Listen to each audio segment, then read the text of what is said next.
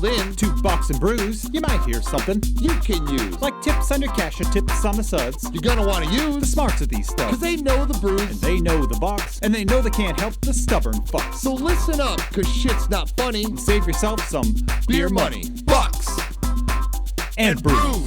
Bucks and Bucks brews. and brews. Bucks and brews.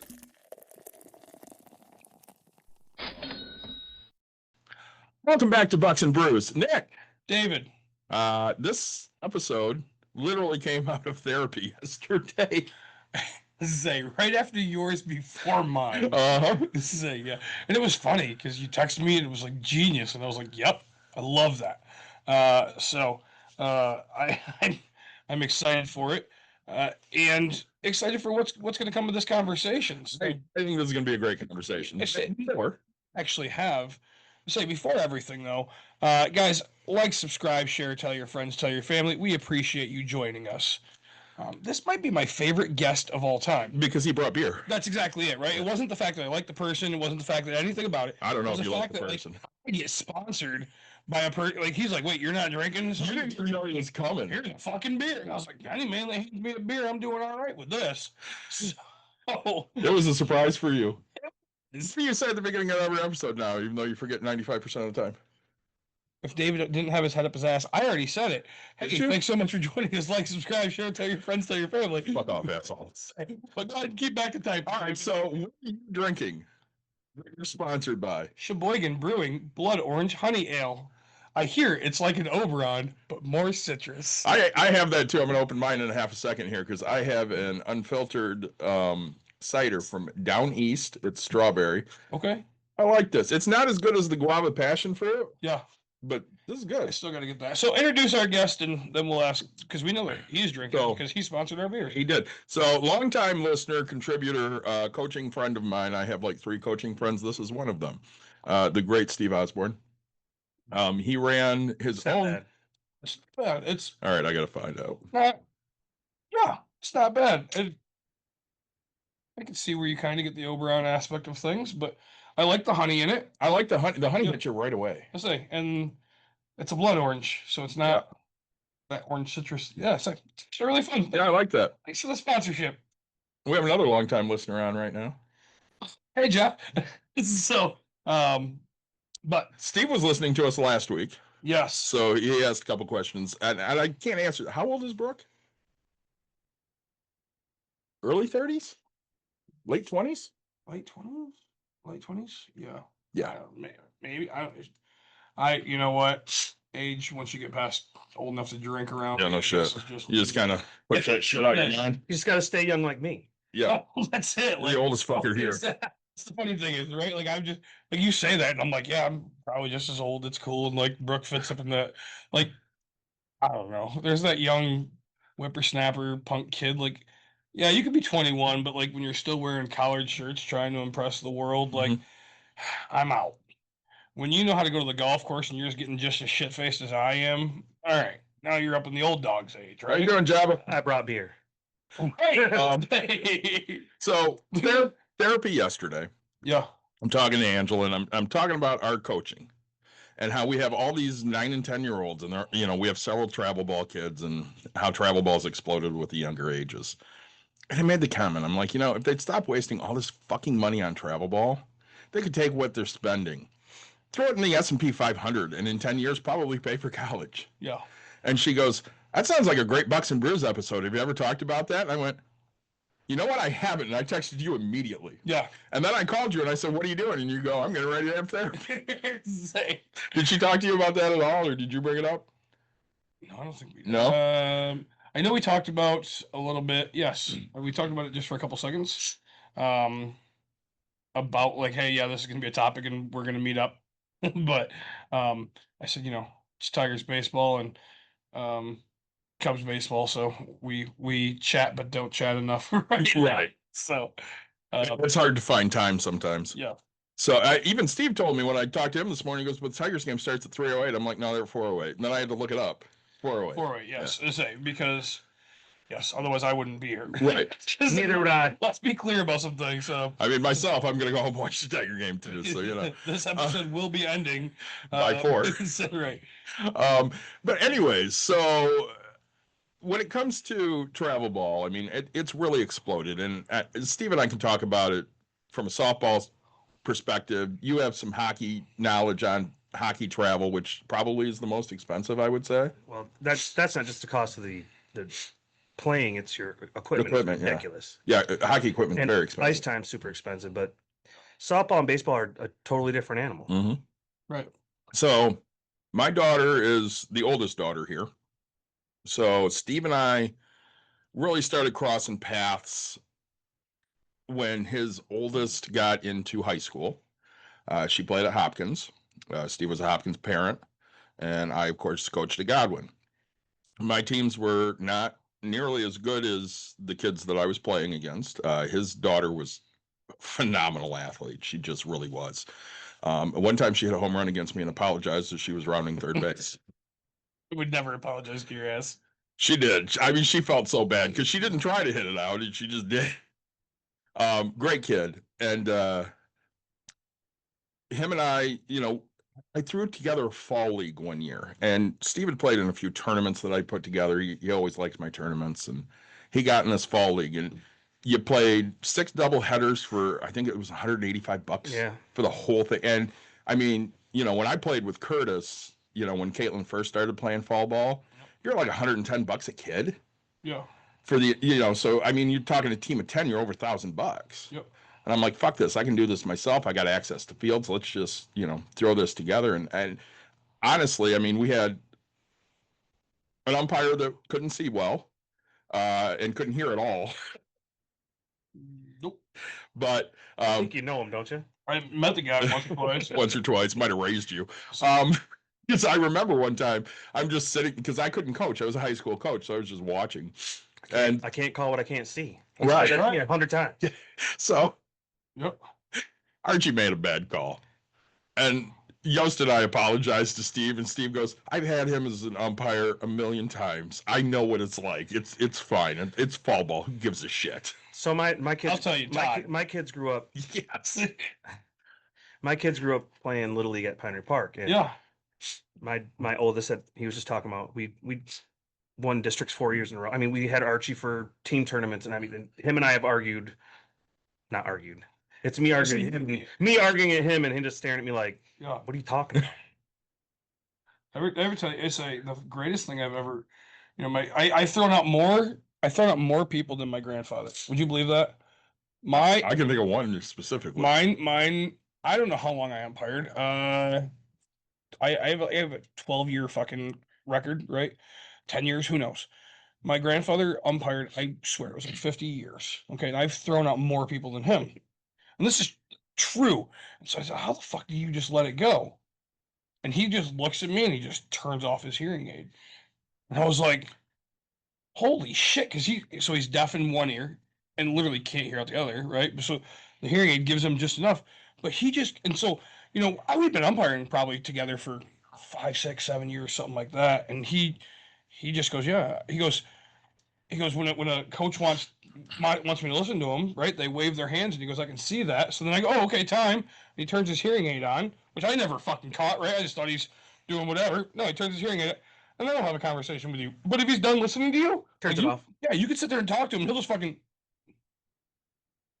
But for a fact the call's not changing. You can bitch, scream all you want. He literally physically can't hear you, right? And he so ain't reading your lips. And he's just like, okay, yep, fucking call stands. Fair enough. Yeah. Greatest thing I've ever fucking witnessed in my life. Well, the worst thing you can do is go to the field ump and ask for help, because it takes them 25 minutes to walk out and then you're just like, I'm not doing this. Right. Yeah. Well, now they've changed that rule to where there's time, right? So it's a waste of time to do that. Yeah. So, back when I was umpiring, there wasn't timed games that I remember. I mean, there was a few, but nothing compared to what it is now. Well, I used to get made fun of because drop dead time in tournament. Yeah. We win the toss, I'm hitting first. Yeah. Oh, yeah. People would be like, don't you want to be in the field? No, it doesn't matter, because if you run out of time, you're done. You go back. Well, so now they wrote it to where you go back to the beginning of the inning before it started at the drop dead. It's crazy. So, Yeah, things are changing in the sports. So Steve has a pretty good idea of this, and I mean, we've looked up numbers. What does a typical organization cost for travel softball? I actually talked to one of my buddies who's a coach, one of the national teams for a team around here. Yeah. And they just had to lower their cost because it's one of the biggest travel places around. Yeah. I believe they're right around $2,000 now. And they were at one point up to almost $2,700 for softball. Baseball is a whole different animal because they played way longer, more tournaments. And I got sick of paying. I mean, we played for a facility for 2 or 3 years, and it was a friend of mine's, and I coached softball and baseball both. And the girls, I think the last year we played there was like $600. Mhm. So my team essentially was going to be Hopkins varsity team. The second year we did it, and we put together this little Catholic school middle school team. We went to the Catholic School League, which is called Graciac, and we won it.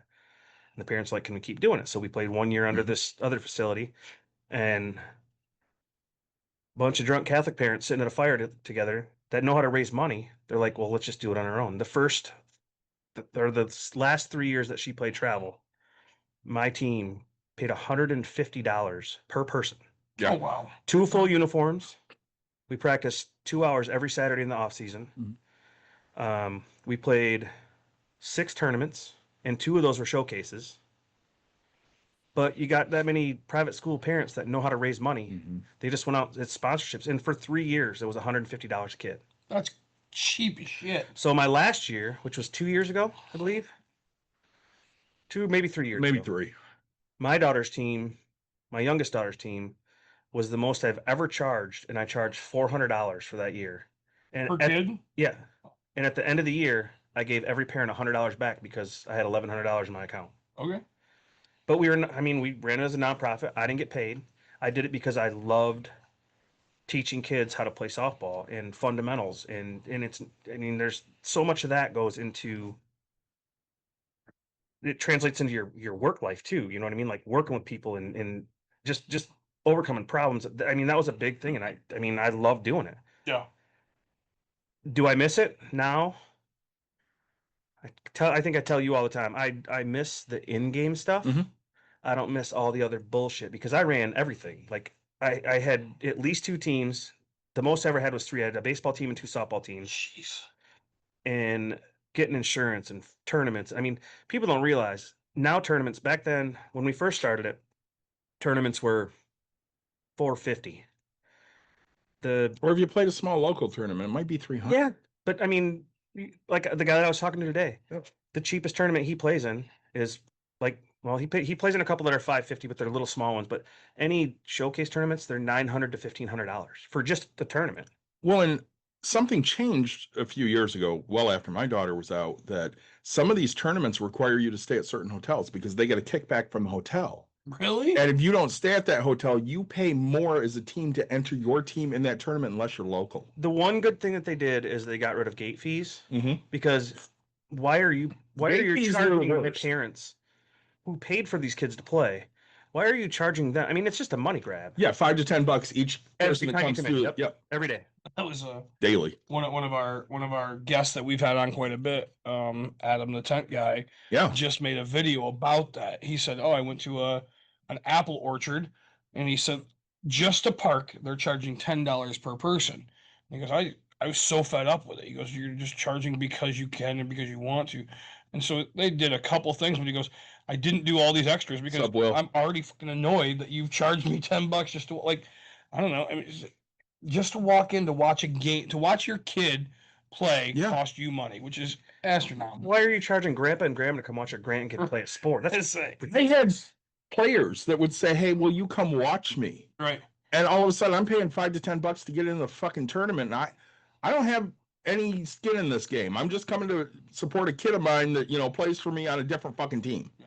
Nothing bothers me more than, like, even high school, because they'll charge a door fee for bowling, like for our bigger tournaments or whatever. And it bothers me so much because, there's no kickback to it, Mhm. right? It's not like we get the perk of certain things. It's the school's trying to raise some funds for something. It's like, man, you could do it in so many different ways. So, Park Center, the first tournament that we are uninvited to.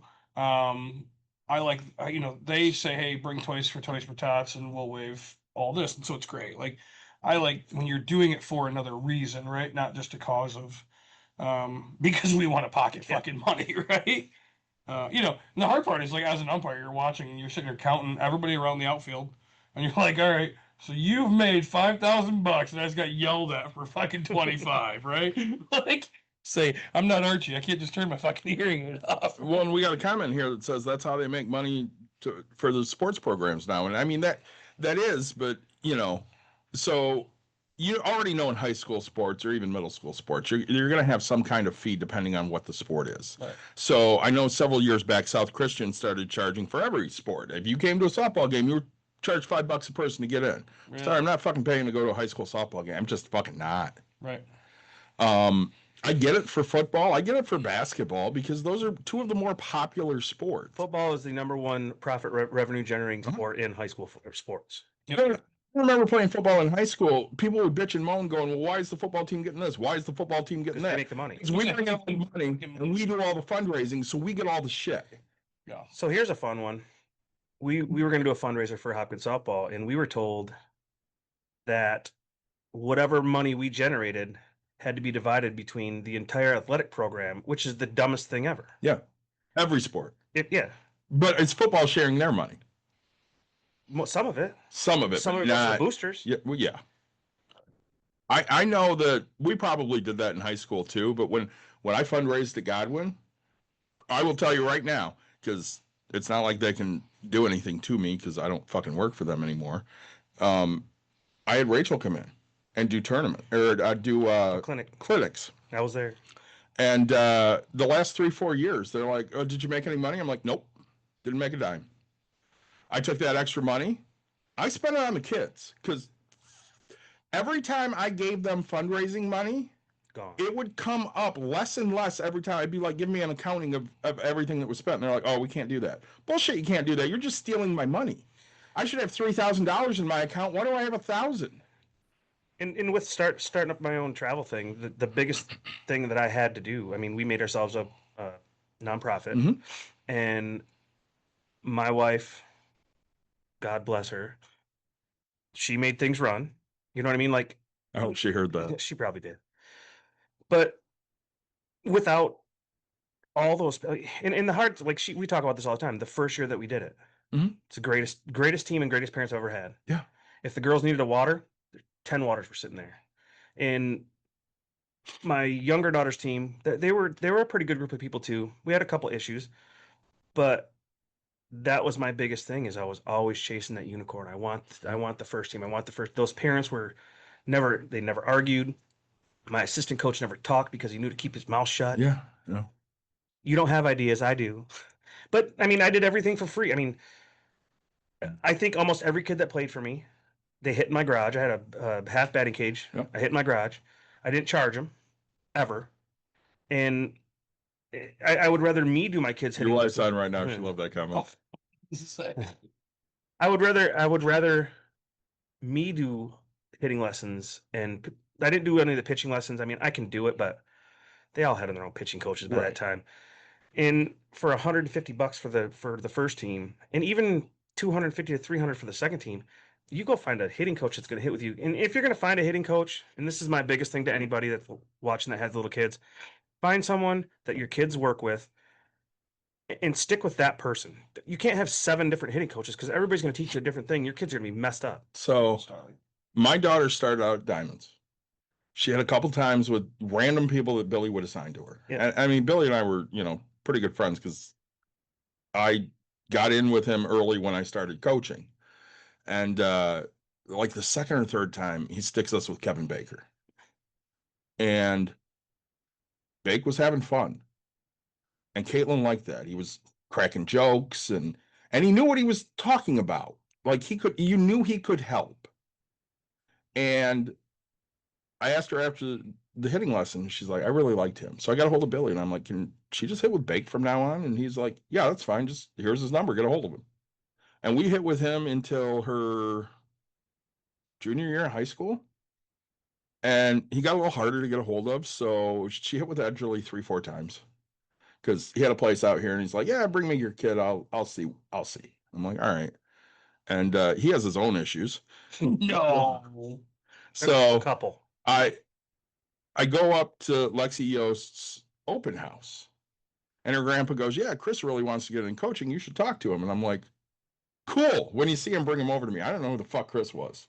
I think I've told this on the air before. I thought Lexi's dad's name was Todd. I had no fucking idea who he was. Because he never showed up to anything. He was always playing slow pitch. So he was never there. I knew Grandpa Yost. I didn't know who the fuck her dad was.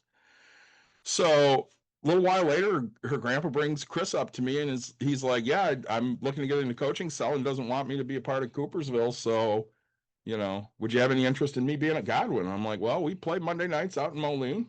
Show up. Let's see what you can do. And the next day I show up at the slow pitch tournament up at Softball World and Caitlin's playing for Dawn's work team. And Yost pulls up. It's him and his dad and the whole family. And the first pitch he hits goes like, I don't know, 420 feet. And I looked at Dawn and said, that's my new hitting coach. I didn't even fucking kid once I saw that shit happen. And she hit with Chris for the last 3 years of school. Nice. There's just too much. I mean, stop putting your kids in front of so many different people. You got to find something. Bowling's the same thing. Yeah. Oh, it's so stupid. You got one person telling them this, because I was a bowling coach too. Mm-hmm. I got one kid telling me to do this, one guy telling me to do this, then it just jumps all over the place, and then by the time the kid's brain's tied in a pretzel, and they don't know what to do anymore. Well, and then they're fighting, and then they're fighting me, right, as their head coach. And, oh, my coach told me to do this, and but he's better than you, and this and that, and it's like just, all right, cool. Like, you know what? Fuck, you already know what you're doing. Just go fucking do it then, right? Like, I'm not here to fight kids. I don't really give a shit, right? Like, I'm confident enough that this is what I'm going to expect. But I was at bowling for myself yesterday. I don't want to call that. I showed up to the bowling alley and threw a ball. Yeah. It was so bad. People I saw your post. That was your post after your first 2 shots, and you're like, this is going to be ass today. I went 133 first game. Ooh. Yeah. I bowled that once. Yeah. Say. So did I when I was 6. Say, there's the fucking crack. Yeah. Yeah, I was probably 38. Jesus. Trust me, it's not been great. But so I look at it and everybody asks, oh, are you gonna put on coaching clinics? Nope. Are you gonna do nope. Well, why? You're a good coach. Yep. But again, I don't want to give any more of my free time. I'm already doing this. B, there's a million other fucking people that, right? You've already learned from this person, right? This person teaches Saturday mornings. This person teaches this. My job as a coach isn't to teach them constantly what to do. It's to get them to learn how to take direction so that way the right people can do it, right? I tell my kids all the time, my job is to teach you how to do something and then for you to continue to go practice that something, right? Like there's a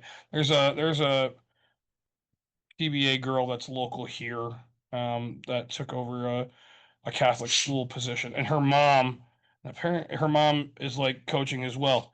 And I look, and she's coaching other kids from another school, and I'm just like, Jesus criminy. Like, yep.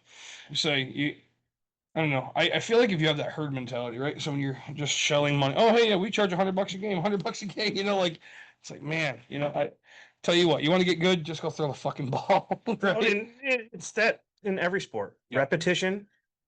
But I've told parents this a million times. Well, they do this and they do this and they do this. I said, yeah, but how many times do they do the same thing over and over again? And if it's bad reps, bad reps are worse than not doing it at all. That's exactly. If you're doing things the wrong way, that's worse.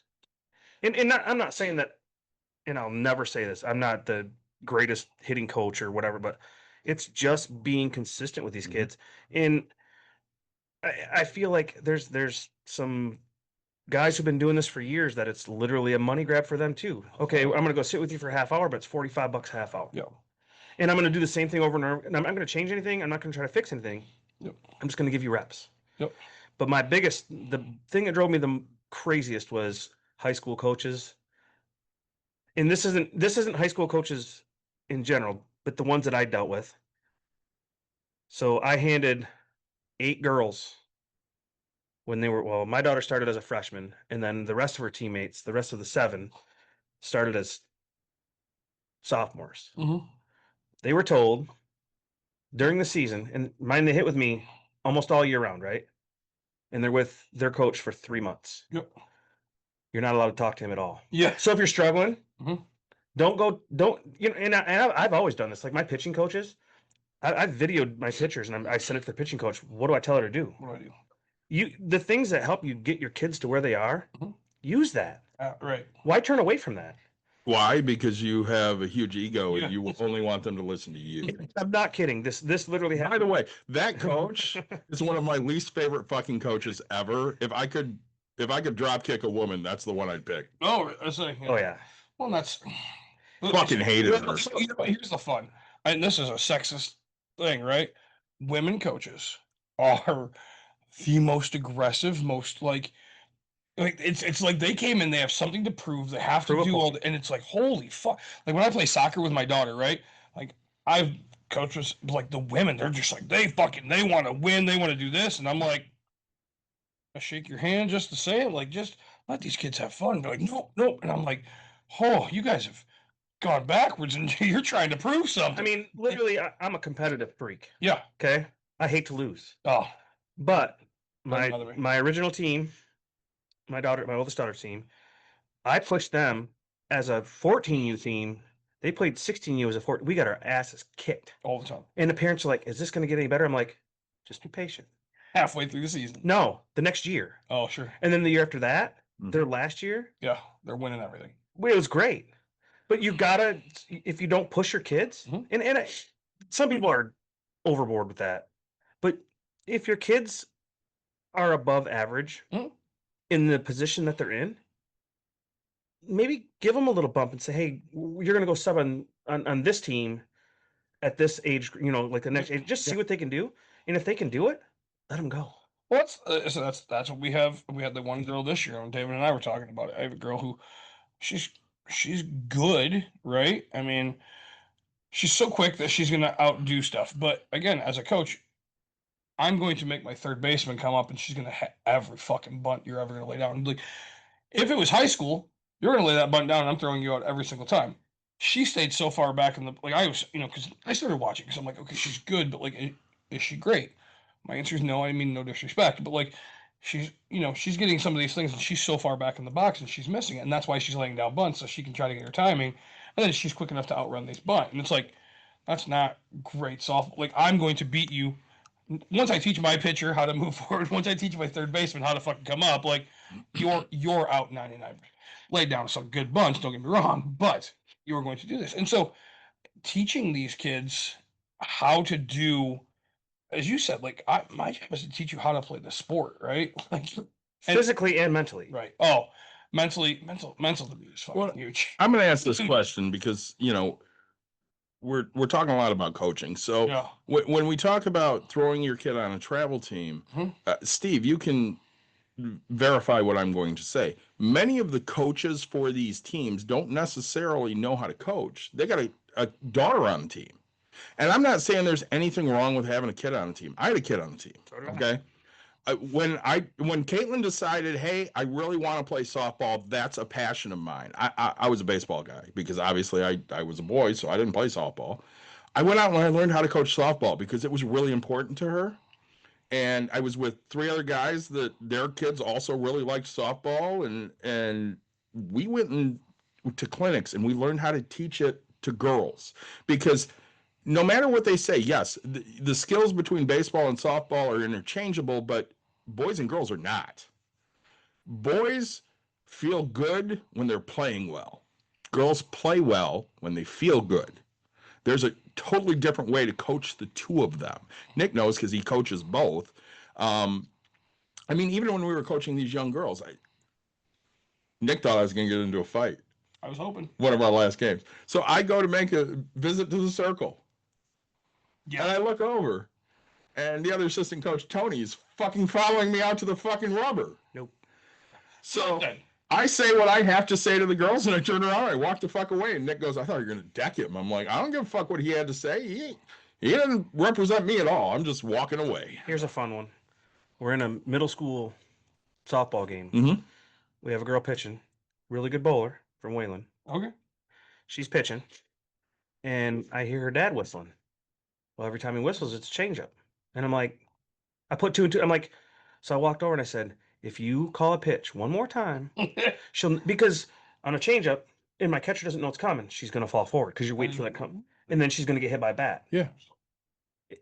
And I just it blew my mind. And then me being You. dad, watching my son, and I was guilty of this, but I owned it. Watching my son's middle school baseball game. They're playing East Grand Rapids, this right off at the belt line, right by Calvin College. Mhm. This kid gets up, and in the outfield is a big hill. He hits it to the top of the hill. Okay. Next time he's up, my son's calling pitches. And I'm sitting behind the backstop. I'm like, you know where to pitch him, right? Right at his knees. Second pitch hits him. The dad that was coaching middle school comes out of dugout with his arms raised. He's like, what the? I'm like, you're right, my bad. But I said he's on first base, not at third or home. But he's calling it, when you have a dad coach, which I was a dad coach. I Yep. mean, I coach all my kids, but my kids knew when I walked on that field, I ain't your dad no more. That's what I. They don't call you dad. No, Your coach Osborne, your coach. they call your you coach. the asshole. Okay. say. Well, I say David's coach with me now, and the end, like my daughter calls me coach, right? Yeah. And She knows. yep, Emerson, and I coach my kid on the field, but I do not yell at my kid on the field. I make everybody else do it. Like I I yelled at my kids on the field. I do it all the time. I do, but hey, I'll yell, hey, you gotta swing the bat, but then I literally just go, David, have some words, please. Todd, have words, please. Nick will be sitting at first base if she doesn't swing, and he'll be like, David. I'm like, I already got it. Because I can't be the one to yell at her in sports and out of sports, because I'm yelling at her out of sports. I'm letting you know that. Well, again, with her, Emerson and I have never had a good relationship. Like, No. she does not like me. Well, I mean, she And- did when she was 4 and you brought her socks. Well, but that was 9 years ago. Right. So 6 years ago. whatever. And Yeah. I think our relationship changed a little bit with softball Yeah. because she knew I was on her side. And Oh, 100%. the things I would tell her would be like, listen, this is what you have to do. I need this. And if she was facing a pitcher that wasn't scary because they didn't throw too hard, she would do everything I asked her to do. Now, if they threw hard, all bets were out the door. She didn't give a fuck. She just wasn't swinging. Yep. Oh, she was not swinging. But You know what I want you to do? I want you to watch these kids that are at that age right now, that are like ahead of the curve, right? Yeah. You watch in the next Oh, they're gonna drop. 4 years, They're gonna drop. they're gonna plateau. yeah, 100%. Well, that's- The best kid at 12 is never the best kid at 16. Oh gosh, no. One that I've coached in the past, and she went to Wyoming high school. Yeah, but for the most She's a part. freak. Yeah, but for the most part. Yeah, I took Well, my younger daughter's team, the team that I just got done with. They started at 8, 9 years old. it's insane. And I had kids from Martin, and they had never lost a rec ball game in their life. Rec ball. Oops. For our first tournament, Davenport, Okay, yeah. I walked out, and this girl's a great pitcher at her age. 10 years old, could sling it. I said, they're going to hit you. She's like, really? I said, you're not going to throw, you're not going to strike the first 4 batters out. Right. First girl, first pitch, hits a line drive right at her face. She dropped and didn't hit her. I had to call timeout, and I walked out and I said, you okay? She's like, yep, just not used to that. Yeah. Our first practice indoors, the first hour, Yeah. we did bunt coverage Mhm. at 9 years old. Mhm. And these parents are like, why? I said, they're going to bunt the piss out. And once they find out we can't cover it, they're going to keep bunting. And they're like, it's really? And I'm like, yeah, they're playing at 9 years old.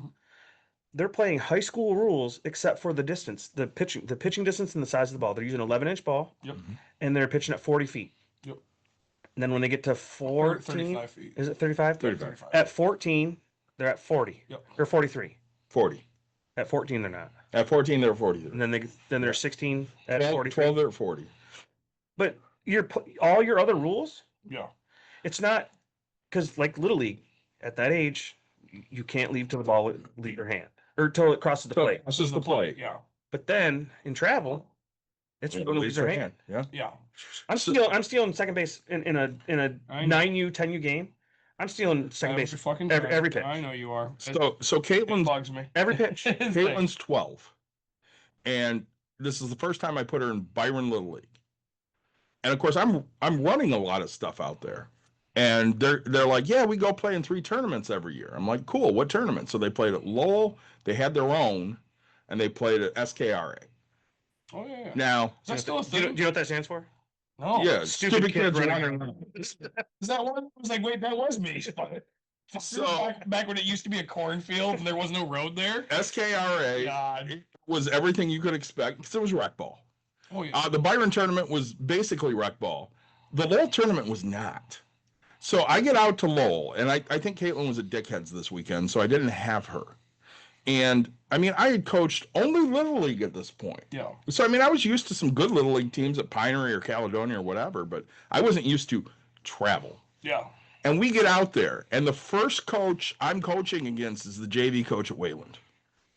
And she bunted about 18 straight times and was safe every fucking time because I didn't work on bunt coverage. My kids didn't know how the fuck to cover that shit. Also, it was ASA pitching rules, so you couldn't step back to pitch. You had to pitch with both feet on the rubber and just go forward. And these kids I had didn't know how the fuck to do that. Well, and bunt cover, you talk about it, but like nowadays, right? I'm gonna say slap bunts, but still, like at this point, I mean, even high school. You watch. We had high school girls that would not charge this, right? You tell them to charge. I mean, how many times do we get a third baseman to take 2 steps forward and then they get scared, so they are like they're on the base and they're like, so they're 50 feet or 60 feet away and they're still backing up because it's just insane. Like I mean, my own child is the best one, but I had crazy girls on my team, and like they're at third base. yeah. I literally had to hold them back.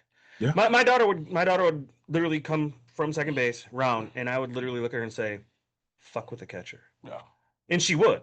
Mhm. I'd never seen her thrown out in a pickle ever, never once, There you go. because her acceleration was crazy, Yeah. and she'd get this smile on her face, or she'd to get her lead. And I did this with several of the girls. You get your lead, obviously you're outside the line, but you get your lead, and I tell them, get aggressive. And the minute I say go, because they're gonna throw it Yeah. at you. The minute they 100%. throw it, you're gone. And you better slide. Yeah. Because 3 things have to happen. She has to make a great throw. Yep. She has to catch the ball. And then she has to throw the ball back. Yep. Actually, 4 things, because the catcher has to catch it. Catch it. And And tag. tag. There's 5. But All you have to do is get there. yeah, All you have to do is run hard. right. Slide. But like you and I were talking about earlier, I mean, we talked Mhm. several times over this. But my biggest issue with all of this are parents. Mm-hmm. Because every parent's kid is a D1 athlete. Oh, absolutely. At 9 years old, she's a D1 athlete. Well, It's just it's crazy. I It's keep tough. this. We call it the Hall of Fame. I've coached greatness. These are in my 2-team organization. These are all kids who are or have played collegiate softball. I had All the organizations. no out of mine. Oh, okay. Just my 2 team. Like I had 2 teams, Yep. 2 softball teams, and there's 3 more that are. I've had 16 or 17 girls that Yeah. either are currently playing collegiate softball or have played, because the older ones are done. Yeah. Yeah. So 16. So how many 2 teams? 2 teams, So 10 apiece. 11. 11 apiece. How many years? 22 kids. What do we figure? I'd say like 14. Yeah, but see, and that's the other weird thing is, what is that noise? We're doing There's running Construction happening downstairs? Hoping you weren't farting. Yeah. I was not. We had a flood here, so I kept the core group of my kids, Yep. 6 or 7 of them, together the entire time. Yeah. But still, so it's 22. How many years? We were going to say So the 12 the years? first team was 4, the other one was 9, 10, 11, 12, 13, 14, 15, 16. So 8. so 12 years. 12 years, total? yeah. Okay. 264 players, whether it was the same, whether it was rotation, but 264 players, and you had 17, 16 or 17. 17 kids. right? So 15% of these kids, right? And Got that's- money to play somewhere. Right, like, And I mean, the rest of them, yeah, there's others that could have, yeah, just didn't want to. yep. Well, I mean, that's always the thing, because I had like 5 kids that were recruited at Godwin. Only 2 signed to play in college, and only 1 ended up playing. My youngest daughter, she could have played, didn't go. Yeah. And we talked about this today. Only like, let's say 6, almost 7%. Only 7%. So less than 10%. Yeah. I did my math. And that's paying almost nothing. Right. You know what I mean? Like that's $150 a year for the first ones that played 4 year. That's nothing. The other one were 200 to 400. Oh yeah. It's still nothing. So when I look up average cost of travel, it's between 5 and 10,000 a year. Yep. And that includes everything. That includes equipment and Hotel. training and hotels and travel. And Equipment's expensive. you would think. It's like bowling. Bowling's a cheap sport, is it? Oh fuck. I bring $500 of bowling ball. Is that it? Well, I mean, I only carry 2 and a spare ball. So So I, I have 3 to league because I mean it's a house shot. Well, I go to a tournament, I bring 6. my daughter decides to bowl her sophomore year of high school. Mhm. I'm not buying her a fucking ball. I don't know if she likes this shit. She's like 3 weeks in, and Lubbers gets a hold of me and goes, "What do you mean Caitlin doesn't have her own ball?" I'm like, "Why the fuck would she have her own ball? There's balls in the fucking bowling alley." And she goes, "Fuck you, I'm coming over. We're going to buy her a fucking ball." And literally, she came over to my house, picked out a ball online, had that shit shipped to me, and I had to go have that drilled immediately. And she's like, "Don't ever do this again." I'm like, $250. right, roughly. Yeah. I mean, right. You can get a mid-range, but like by the time she was a senior, she had like 4 balls. right, which you say it's a 1 ball per year, right, on average. So mind you, a 3-ball rolling tote right now Your wife says 12 years, just so you know. Thanks. is $100, right? So 2 bowling balls at, so let's go performance, right? So let's go 250. The second one you're going to get a mid, that's 200, and let's go with a plastic spare ball, which they're not making. 60. Well, plus drilling and Yeah. all that. I mean, so you're at 110. So I'm going to say just in your bag, you're at 500 worth of bowling balls, right? Maybe a little more. My $230 bowling shoes. You're 230, because if you have the fucking cheap Atonics, you're doing it wrong. But I mean, I would tell you I own, I think, I don't know, 57 pairs of fucking shoes. You want to know the most expensive pair I own? Your bowling shoes. Absolutely, they are. Dexter SST5LXs. I've owned 13 sets. They don't make them anymore. I am literally on to my last set. I have nothing else to do. I tried to wear some G3s. I won. They're in the back of my car. I put them on one time, made one slide, took them the fuck off, and said, I'll never wear these again. But I've worn 3Gs since the tour yeah, leather, the kangaroo, whatever they were. yeah, I wore those for 6 years. yeah. Went up to throw a shot in front of Jessica Lubbers. Mhm. The heel tore off Yeah. my slide foot. Like, not just the Velcro, the heel's gone. Yeah, the whole- I fell on my ass. Oh, yeah. Sent those back. They sent me another pair, which was the replacements for those. 2 shots in the heel split. Because I'd plant my heel hard. So they sent me their, whatever the newest one, the newer tour ones, they're white, whatever. Oh, sure. Those things, they have a plastic outer sole. Okay. They're great. Huh. But yeah, But I say, I was a Dexter guy my whole life. oh, see, and I will tell you, so just there, you're at $1,000, and that's just for one shot, right? I'm gonna tell you, even if you play a house shot, it's gonna dry up by the end of it, so you need a mid grade. Yeah. You don't have to, you have the choices, but for any average kid that would start out, I'm gonna tell you it's $1,000. Well, then you start getting, like, my son is a good bowler. He bowled in college. Yeah. You look at it and, How much? okay, now I have a pearl symmetrical, a pearl asymmetrical. I have a solid. Oh, I mean, yeah. there's just all these different cover stocks, all these different weight blocks. They all do different things. So just starting out, though, it's It's probably, I mean, if you're going to do it seriously, Yeah. you're $1,000. oh, easy. But like, and then the funny thing is, I had a kid who was notorious for saying that people kept stealing his shit, aka he just was so lazy and forgot to keep grabbing it. But do you know how much chamois cost? Yeah, I go through one about every 3 weeks. I forget That the you bowling fucking alley. do. Because you're drinking and you forget it. $25 fucking for a chamois, and like you're an asshole that's buying them every 3 weeks. Like, I went $25 to, fucking I dollars. showed up Sunday and I didn't have my chamois and I'm freaking out because the pro shop's not open. Yeah. So I had this damn cloth that my wife uses for wiping dust out of it, and I use that and I'm like, it just doesn't get it clean enough. And I'm thumbless, Oh yeah. so I have to have that. Yeah. Because otherwise it. It's the oil, like it'll fall. And I'm traditionally one-handed thumbless. Yeah. Now I'm two-handed. Oh, evidently. evidently. Because you Yeah. fucked yourself up. But back to what we were talking about, these parents, not every kid's going to get a scholarship to play sports. And I've told people this for years. If your kid has athletic ability, has drive, has grades, there's a place for them to play. And 100%. it's normally softball. And we talked about this a bunch of times too. I hate that parents look down at junior colleges. My daughter, Davenport, wanted her. Then that was the year they were going from NAIA to D2. Yep. Oh, sure. They looked at her and they said, "We got a spot for you, but you can run." She's like, "I don't want to run. I want to play. Your first year, you're going to run." She probably could have walked in. We put pencil to paper and found out how much it was, and then she ended up going to Lake Michigan College and playing at a JUCO school. Yeah.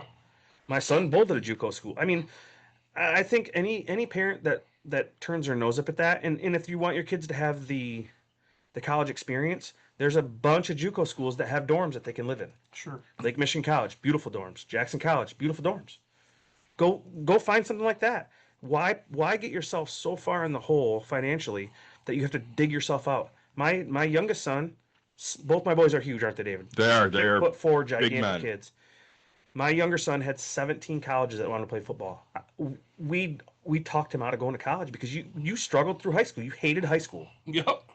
Why are you going to go pay? What was the highest level that wanted him to play football? He could have played D2. He could have played D2. Where? Davenport for sure. Okay, so Davenport. How How my many- best friend Uh-huh. is played at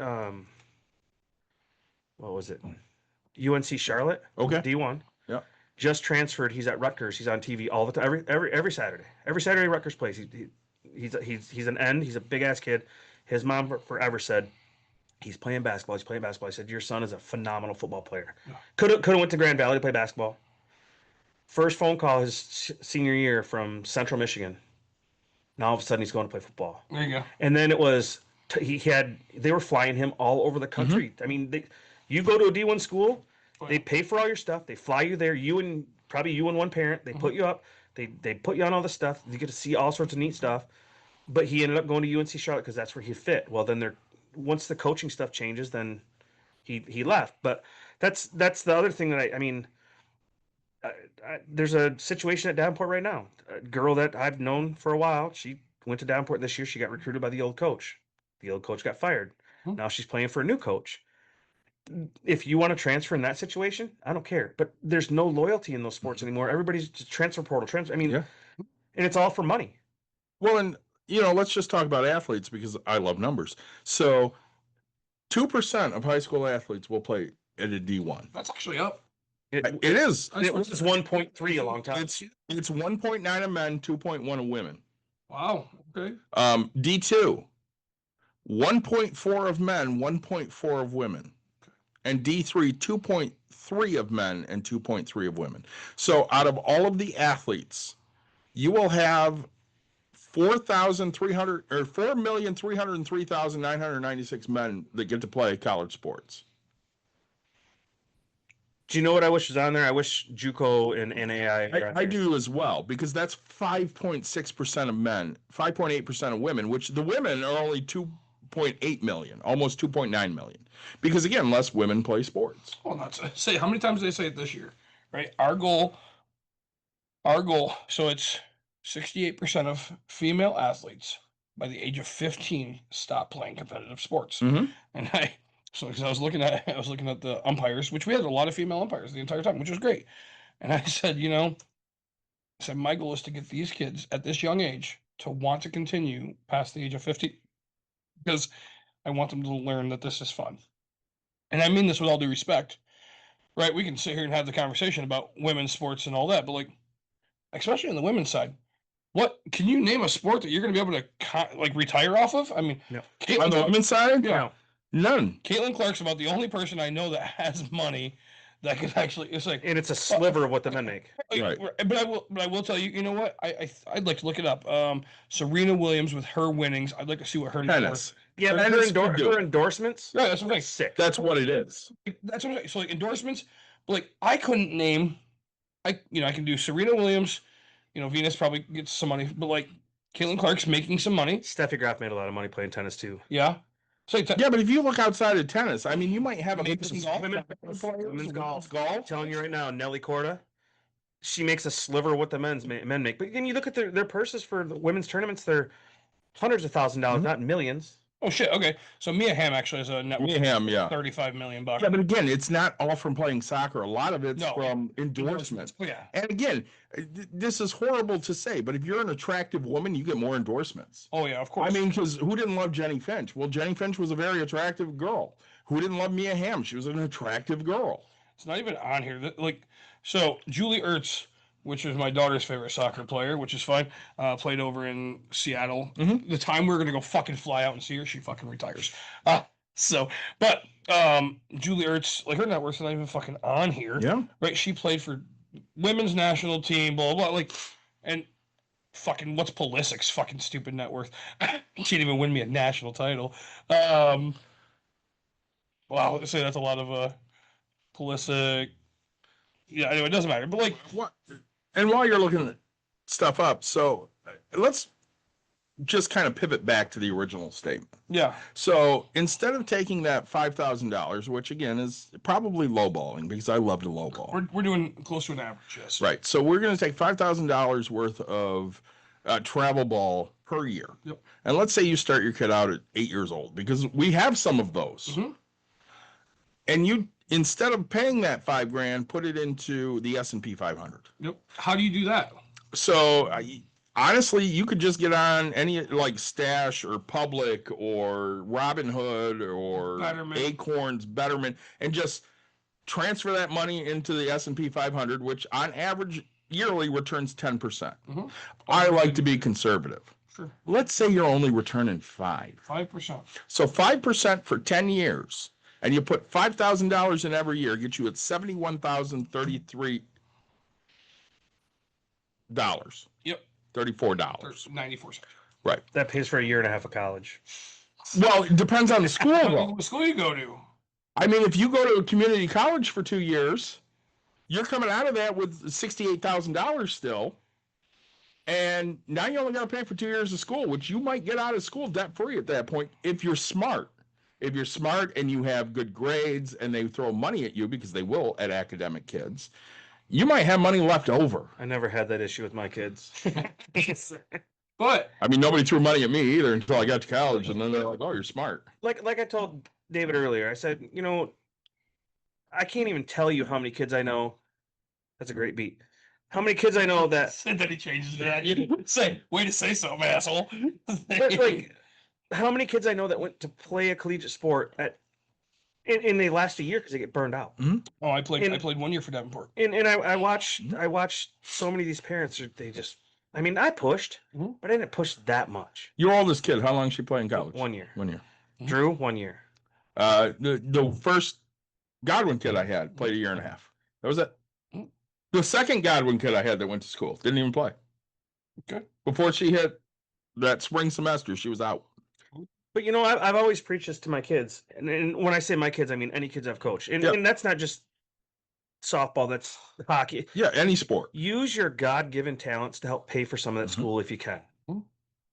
And it's you're not going to the NHL, you're not going to the Major League Baseball, you're not going to be an NFL football player. Like the kid that I was talking about from Hopkins, my boys talk about all the time. He's probably going to go to the combine. If you make a practice squad, what is it, $300,000 a year to be in the practice squad in the NFL? That's a great thing. Yeah. When he left the transfer portal, he bought with his NIT money, he bought a Tesla. Mhm. I mean, Yeah. There's a kid right now that graduated from Godwin. He's playing for the Cowboys. Oh, really? But yeah, my son dummied him in high school every time. how many kids out there are like that? No. I mean, let's see. It's very rare. I'm a Plainwell grad. Yeah. For the longest time, our claim to fame was Ed Gale, who was Howard the Duck. Yeah. He just passed away. He did. And then it was the swimmer whose name I can't remember. She's a very decorated Olympic swimmer. I can't remember her name. It's not Katie Ledecky, that's It's for not. sure. It's the other one. And then it's Jack Conklin, who played several years with the Titans and the Browns. Sure. But look at Hudsonville Tesla. now. Yeah. Johnny Vanderwall. Yep. Yeah. Only person that's ever scared me when I walked into the batter's box, because in high school he was throwing upper 80s, low 90s, and he wasn't even a pitcher. No. He just threw gas. He was a, yeah. Do you guys follow? So you TikTok? Do you TikTok? Eh, Can't think. The bigger Asian guy. I can't think of his name. Bigger Asian. He's a baseball player. He played pro ball for a second. I'll look him up. I don't know. Anyways. But he's going around like having kids try to strike with 10-year-olds struck him out. Like there's a 10-year-old throwing 90s. Right? He's like, this is ridiculous. in the food, man. These kids The are kid that pitched for the Brewers yesterday, Yeah. Mizorowski. If you go to like Cubs sites, they're blowing him up because he freaked out about, getting that ground ball and running all the way to first and touching the bag. And people are like, what a goof. How many of you motherfuckers are running to first and touching the bag and getting it out in the fucking playoffs? Yeah, he's a goof, but who gives a shit? Isn't that what's great about fucking baseball? The kid throws 104 fucking miles an hour. He has every right to be excited because he's like 21 fucking years old. Let him have fun. Who was I watching the other day in the first round? They have a dude that throws nothing but changeups, 83-mile-an-hour changeups the entire time he pitches, okay. and they can't hit him. Yeah. Or it's pop flies. Yeah. How many kids have you coached? They're like, she throws too slow. I can't hit her. My daughters. All the fucking time. Well, And mind you, when somebody comes out there throwing 62, they're like, she throws too fast. I can't hit her. Fuck you. Well, I've preached for years. The harder she throws, the farther it goes. 100%. And so that's like when I was looking at it, hoping my daughter would get the girl that was slow because she's throwing up beach balls, and it's like perfect for her. And say she didn't get a hit, but she put a bat on the ball. She popped out to first base, and everybody was so fucking excited. I will never forget one of the local softball coaches around here used to tell, because Lexi's not a big girl. No. She can't hit for power. I don't think anybody hit more home runs off me than that fucking kid. Yeah. And it's not like I had great pitchers. I mean, she went and got the fucking ball and hit some bitch out. Just quick hands. Damn, college is getting crazy. It's fucking ridiculous. What, prices? Pricing? Yeah. Yeah, it's ridiculous. Look at Davenport. Davenport and Hope are almost the same. Oh, I went to Davenport, and trust me, One of my former kids is coaching the Hope now. really. Brander, yeah. You know what I tell everybody? If you have a daughter who's athletic, teach her how to do one or two things, or both. Teach her how to bowl and teach her how to play golf. There are more female bowling scholarships and golf scholarships than any other sport. When Lexi was looking at Davenport, one of my buddies is one of the Davenport coaches. He's like, let her dual sport. And I'm like, her average is like 90. He said, I'll give her $3,000 a year. And McCall's like, no, you ain't dual sport.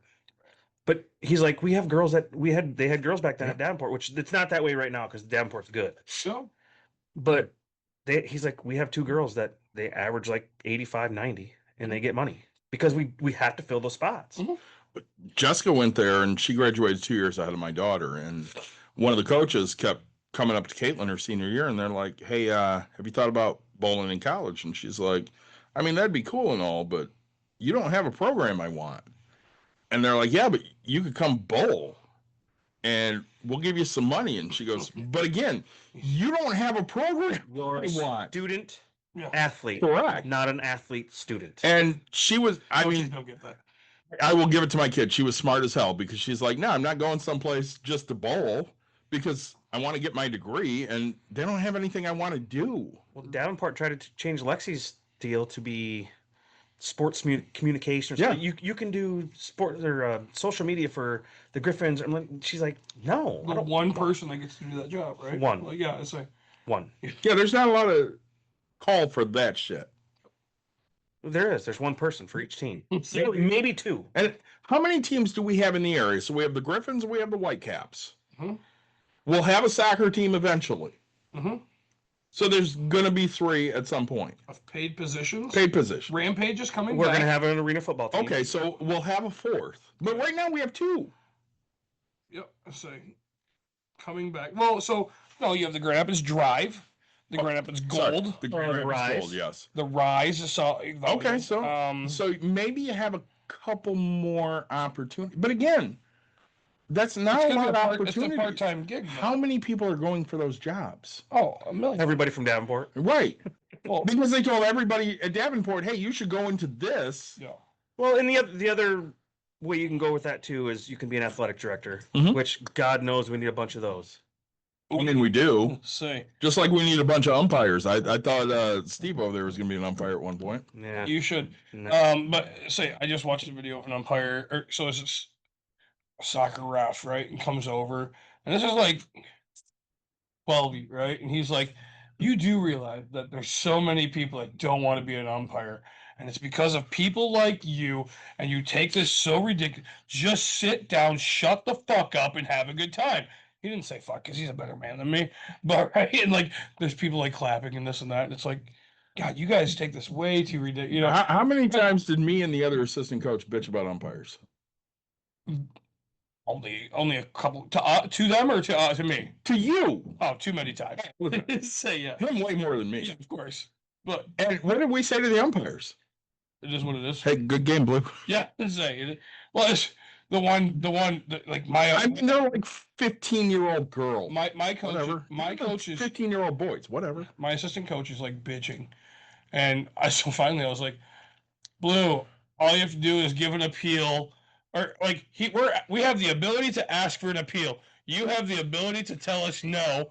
If you say no, we fucking go on with the game. If you say yes, it goes to that person who has no clue what's going on, and then we go back to the game. Literally, next playing umpire explaining how to umpire to everybody. So you're that dad. Yeah. I was that coach. He was. That coach. It was like, okay, so I had a learning lesson because I'm old because right, you and I, it used to be out of the hand. That's when you could leave. Now it's across the thing. Also, they're playing pitcher's circle. Okay, which I think this girl's making shit up, but I'm going to give her the benefit of the doubt. So what? She's making shit up. I'm sorry. So there's a girl at first. Ooh, sorry. That's my favorite one. She got walked, okay? Mhm. And she ran past first base. Girl on And third. then she came back. Girl on third. Fine. Mind No. you, no, she ran back. And the No. girl's standing in the circle just holding the ball. Couldn't do shit. So then she steals second. No, What do you mean, no? that's not what happened. Okay, you tell it your fucking way then. Hey, all right. Girl on third. Base on balls. Girl takes off. Base on balls. Goes to first. Supposedly, and this is where I didn't see. I think you're right. I think she went all the way, didn't she? Runs past. Goes to second. Yep. Runs past second. A little bit. Right. Makes a little joggy turn. Runs past second and stops. Right. Makes a little joggy turn and stands on second. So, mind you, okay. He's So right. during this time, my girl has the ball in the pitcher circle. Just holding it, not doing anything. Right. Not even looking at the girl. So then, right, the question was, okay, my catcher got it right back to her. So I said, hey, time, is she out for stealing? We're on the pitcher's mound, right? We're the pitcher's mound. Before anybody says anything, the coach at first base goes, she's allowed to run straight to second. I said, I don't care if she ran to second. I care about her rounding second and stopping. Making an advance. to And third then base. going back to second. She can walk Yep. as long as it's continuous motion. Continuous. She can go to second, but she has to stop at second. Once she rounds and makes an advance towards third, she's out. She's supposed to be. Well, so the idea was so in this umpire said because her hand was not at her glove, it was up. It wasn't up here to make a play, or it wasn't in the glove ready to set or something like that. So it wasn't like she was attempting to get the game going. So it was, but I was like, then that's called a dead ball, and she's at first, right? Like, and I said, look, I'm not going to argue with you. I just want to know for when this happens again. And I said, what you're going to call, because I'm going to go fucking look this rule up and figure it out. But like, right, that was, and so I'm like, no, like if you're playing safety as being on this, you go past. You're out. Like at this point, like, well, and my I'm the rule guy because I coached at Godwin. I need to know the fucking rules because I'm gonna get fucked over every time. absolutely right. So immediately I'm like, yeah, she's out. And they're like, no, the pitcher looked at her and went like this. I'm like, no, she fucking did. Both of her hands were together. She was just standing on the rubber. So it was just, and it's fine. But like again, and so I look at it and I just go, okay, I'm doing the same thing. like cool, like, And then other coach is losing his shit. fucking mind. Hey, she's out this that, and I was like, okay. I just looked at Nick. I'm like, yeah, that's the wrong call. And he's like, The call made. You're not going to change. They're not going to say, okay, you were right. I'm going to change it. right, 100%. Cheat. Yeah, it's I not. can't call what the fuck I didn't see. Like the chance that those two watched her pass the base and me to prove that she passed the base. I already know where this is headed. You made your call. You're confident in what you are. You're going to stick together. Again, The other one's not going to call the other one off, so absolutely. it takes credibility away. I mean, I was a hockey ref for a while. Oh god, yeah. The minute I make a call, Yep. if there's a question before I actually make my arm goes up, blow the Yep. whistle, and if I'm not 100% sure, but I'm 90%, I'm going to get with the other guy and we're going to talk about it. Yep. But the minute my partner makes a call, Yep. and the coaches call us over and they talk to us, I'm not going to throw him under the bus. I'm going to stick with him Right. Oh, absolutely. because then it's me against him, and you can't have that. Yeah. At one point, we asked a question on a call, and this was the one where Nick was explaining, hey, you have the option to either say, yes, I want to confer, or nope, I saw it clearly, and that's what it is. Yeah. And, the other coach is losing his fucking shit. And I looked at Nick, and I'm like, even if they ask at home plate, she has no idea what the fuck's going on. She didn't see anything. She knows nothing. It's not going to get overturned. And he's like, yeah, I know. And the girl in the field is like, nope, I saw it. And I'm like, all right, Fair enough. move on. Here's me getting mad at an umpire. They do something, they make the wrong call and I don't like it. I literally say these words. I disagree. And hold on. If I'm pissed off, Yeah. now I strongly disagree. Yeah. So if I'm upset, it's usually, hey, that was a good spot. Let's get back at it. Or I like to say, when the next pitch goes above their head, I then go, oh, where was that one, Blue? So I've never said that in my life. Closest I've ever been to being thrown out of a game. David's just like this ball's passed. Yeah. I'm just like, oh, should we ask me that one was? And David's like, Jesus, man. Closest I ever got to getting thrown out of a game. So Yost is arguing with Father fucking Time. And I'm fucking annoyed because he sucks. And I'm like, I gotta stop this shit. So I walk over to Chris and I start walking him away. And I look at Father Time and I'm like, dude, just walk away. Yeah. And then the motherfucker wanted to throw me out for telling him what to. He goes, I'm in charge here. You're not. I'm like, are you fucking kidding me right now? And I started squaring up to him, and Chris had to walk me away. Yeah. We're playing a tournament in Holland. I agree. I strongly disagree. That's good. We're playing in a tournament in Holland. It's first game of the morning. It's Sunday morning. Yeah. Pitcher throws a pitch, literally moved my batter's shoelace. Yeah. Called a strike, and I just laughed. I laughed. Me too. Oh, gosh. So then he looks at me. 2 more pitches, same thing. Calls a strike. I look at Steve Samosky, this guy I've known for a long time. I'm like, "Do you see that?" He just laughed. Timeout. Come here. I want to talk to you. I said, well, you called timeout. You want to talk to me? I said, you need to come here. Right. He's like, I'm not arguing balls and strikes with you all day long. I said, I haven't argued yet. I just laughed. And I looked at the other coach and I'm like, did you hear me argue? He goes, no. He goes, I'm laughing at the same thing, but it's going in my favor. 2 pitches later, same thing. And I just turned around and went, I disagree. Disagree. Next one, I strongly disagree. And they say it in that tone. I don't yell. Right. And he was like, one more time. And I'm throwing you. And I'm like, Jesus. So what? Yeah. It's like, because me, at the end of the day, I don't care. Right. Like, it's David finally got to see how much I don't care. Right. Like, my job is not to win. Right. Like, and Angela asked me, she goes, would you ever coach again? I go, nope. She goes, boy, you said that real fucking. But your job as a coach in those formative years is to not be an asshole. Yeah, well, 100%. And teach these kids sportsmanship. oh yeah, 100%. So there's an umpire. He used to ump with Archie all the time at Pioneer Park. His name was Sam. Hello, Sam. Sam. So So Sam and Gary were fucking partners. So we're playing in a tournament in Rockford. Yeah. Sam's teaching his daughter how to ump. Yeah. Oh, yeah, I've heard the story. That's the strike zone. Oh, My yeah. pitchers are crying. They're so pissed. So I'm like, I call time and I walk on. I'm like, can you give him something? So he comes like I've known Sam for years, Yeah. right? Charging at me. He stops at the third baseline. He's like, I need to talk to you. I walk out there. I said, what do you want? Just like that. Yeah. You know better than this. You've been doing this. I said, yeah. I paid a lot of money to play in this damn tournament, Yeah. and you're killing my pitchers. And he goes, I'm teaching her how to umpire. I said, teach her how to umpire in Little League, not this. I paid a lot of money to play here. Yeah. And then it was downhill from there. Yeah. So then you know you're screwed. But that's a huge thing that a lot of people.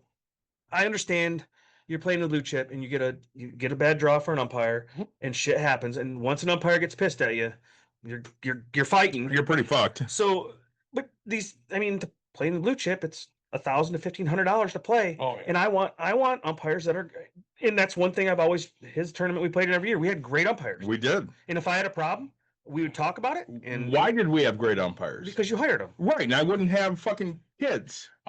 Say I was a full-grown child.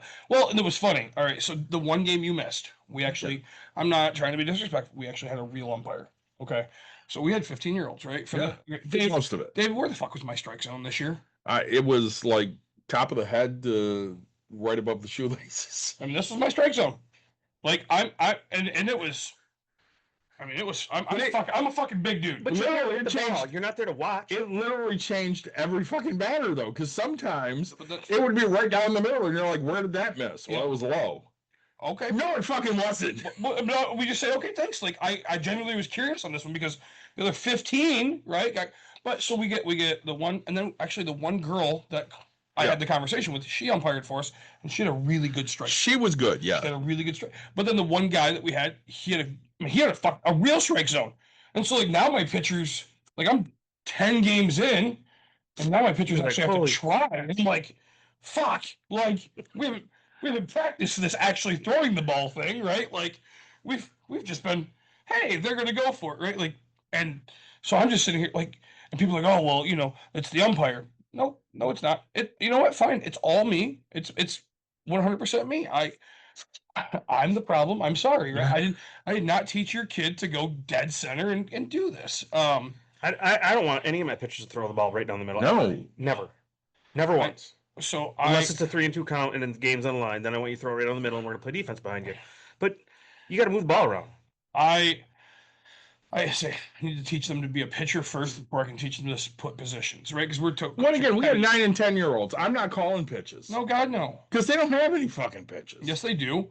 They have The ball oh and a shit, strike. that fell out, and yeah, that one went right. My 9 and 10-year-olds, well, we had pitchers, so they could throw a couple pitches. I mean, it's change up and fastball, but Yeah, but again, this was my rule is I have one rule: in front of the batter, not behind him. Yeah. I had a parent, and this is no joke. I mean, she was my starting catcher, and when she wasn't catching, she was playing shortstop. They thought she was a pitcher, Yeah. and at 10 years old, she threw a lot of pitches behind. Mm. So never sat an inning. And her parents came up to me. We were in Traverse because we always played in Traverse City. That was our one weekend away, and we had Yeah. a great time. And parents came up and said, "We're not coming back next year because she's not getting pitching time." Because I was going to put her in. We were up 8-1. Mhm. I was going to put her in. 2 outs. They score 6 runs.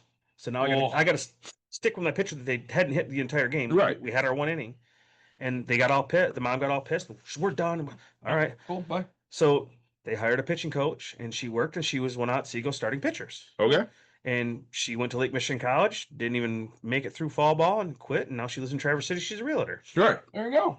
You know what I mean? I mean, that's a huge thing. That's because you didn't give yeah, her that enough was me. pitching I time. pushed her. You didn't give her enough pitching time. pushed her. You're an asshole. Yeah, I know. But again, how many you kids? know who's not a pitcher? Hmm.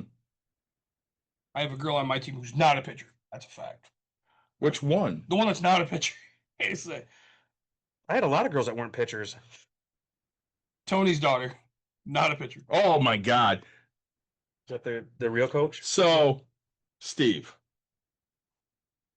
I keep getting text messages because Nick gives my number out. I don't know why. Because he doesn't want them. My child really wants to pitch. I'm like, cool.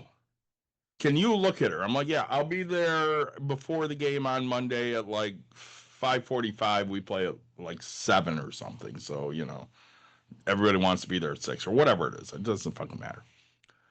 I'll take a look. How long do you need to look at a kid to figure out if they can hit or pitch? 3 or 4 pitches. Right. So I get there like 15 minutes early. They're not there yet. So they show up just before the top of the hour. Fine, whatever. I see the kid throw, I don't know, 8, 9 pitches. Nick comes over. What do you think? I'm like, No. I mean, she's got the basic mechanics down. I mean, she worked at this. She could probably turn into a pitcher. Mind you, she's not very tall. So is she going to be a great pitcher? No. I mean, she's never going to throw 60, 65. But could she throw strikes? Yeah, she could throw strikes. So Nick tells me, I'm going to pitch so-and-so today. And I went, are you sure you want to do that? I worked with her. She sucks. And he goes, yeah, but worst they can do is score 4 runs. And I went, you're right. Because there was a 4-run limit for the first 3 innings. And I said, so... It was amazing. Such a great... was. For me, Especially fall ball. that's what I'm saying. 100%. Then you don't have people stepping off base and Bunting. humiliate. Yeah. Yep. So I said to Nick, I'm like, so if she really sucks, which she does, can we go to this other kid? And he goes, I think that's a great idea. Cool. So she walks the first 4 fucking batters. And I'm like, I went out there after the 3rd. And I talked to the kid and I come off the field and all of a sudden she throws a strike and everybody's like, oh, he fixed her. No, he didn't. Because there's no fixing her because she can't fucking pitch. So she walks the next kid and I go on and make the change. And the other guy in the dugout goes, well, she's never going to be a pitcher. We have a kid on the bench that's on the fucking team and goes, but why not? Because her mother and I have talked and she's never going to be a pitcher. But why not? Because we said so. I continued to pitch her. I would pitch her every game. So I did up until the playoffs. she pitches to the first batter, strikes her out. Well, it's not just that. Pitches.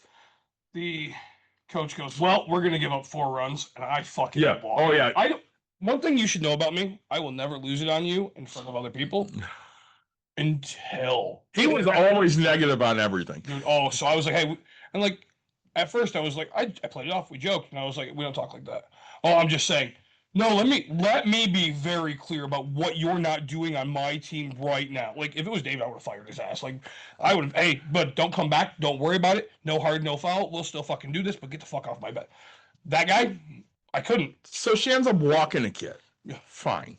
Then she strikes the next kid out. So there's 2 outs. There's runners on second and third. No. All we have to do is get this kid out, and we held him to 3 fucking runs. And the kid that will never be a pitcher, all of a sudden, got us out of the inning. Hold on, though. Travel kid? Yeah, 100%. No, I'm just saying because Dad's so helicopter. 100%. Travel kid. Oh, Ground ball. This gets us out of the inning because all you have to do is throw to first base, right? What do? No, we throw to third Well, why wouldn't you? because there's no force out. And do we throw it to the third baseman? Fuck no. We throw it 15 feet over their head. the game we lose to get us out of it. We've been yelling all season where to go, things like that. It gets dribbled to my third baseman. Bases loaded, gets dribbled to my third baseman. And your third base, and this is where my third baseman stands. And every person in the park is yelling, touch the bag or go 3 or anything that has. Because the girl at second base hasn't fucking moved and it's a force out. Yeah, there's no. I mean, she has 10 hours to touch this base. She I think looks at every last person. She did. And it's like she put a fucking smile on her face. So that bitch is going home. See ya! And then, whomp, whomp, whomp, whomp. The worst part is she overthrew the ball and the girl at second base is still fucking standing there. And then they picked up the ball and they threw it to first fucking base and the girl at second base is still fucking standing there. When did they throw it to third base? When she was standing on third base. But that got overthrown and then she's gone home. And yeah, that was fun. We could have ended it. We would have been, but all she had to do. Or even just go anything. Anything. But nope. It's like she did this. I mean, I seen this fucking smut. See ya. Yeah. I'm like, oh, sick. And what do you say to them? They're 10 fucking years old. You go, Let's get it next time. nice job, ladies. Yeah, just say, bring it in. Just say, we got this next one. My favorite is after a game that you should have won. Yeah. And I'm talking travel now. Just like these girls know. Yeah. I had one. Or they should. I had one girl. She's from Dalton. For the first 3 years, I took her on Avery's team because her older sister was a stud on the 16U team, Mhm. and they begged me every year, just take her another year. Just we need her sister. We need her sister. Her sister ended up pitching at Hillsdale, like good player. Every discussion after every game, win lose, put your hand down, shut up. Not now. Every time, not now. And you're not trying to be mean. Yeah. It's time to ask questions after I'm done talking, not while I'm talking. Right. Because you're going to ask me a stupid question. I know you are. But how many times did you call timeout and walk out to the circle and not coach them? Tell them a joke. Oh, I don't.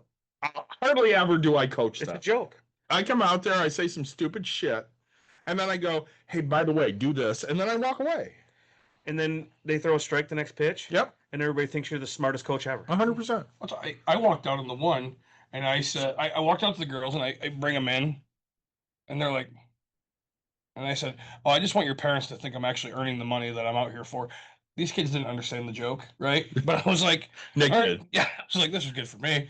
And then I was like, huh, all right. So are we having fun yet? Yeah. I was like, cool. That's all I care about. I was like, I just was curious before we got to the end of the game because I wanted to find out before the other two coaches if you're having fun. And they go, okay. So then we get off and like it's like the kids were so confused by what I was like. Yeah, yeah. What the hell is wrong with Confusing is the best. Right. And they're like, huh. All right. So I get back in and I throw a bunch of seeds in my mouth and I'm okay, plays that one. Cool. You know, my big thing is my job as that coach. Because I mean, I coached JV under a coach that they hired over me because I didn't have enough coaching experience. 'Cause I've only coached travel. Can I just give a shout out? Yeah.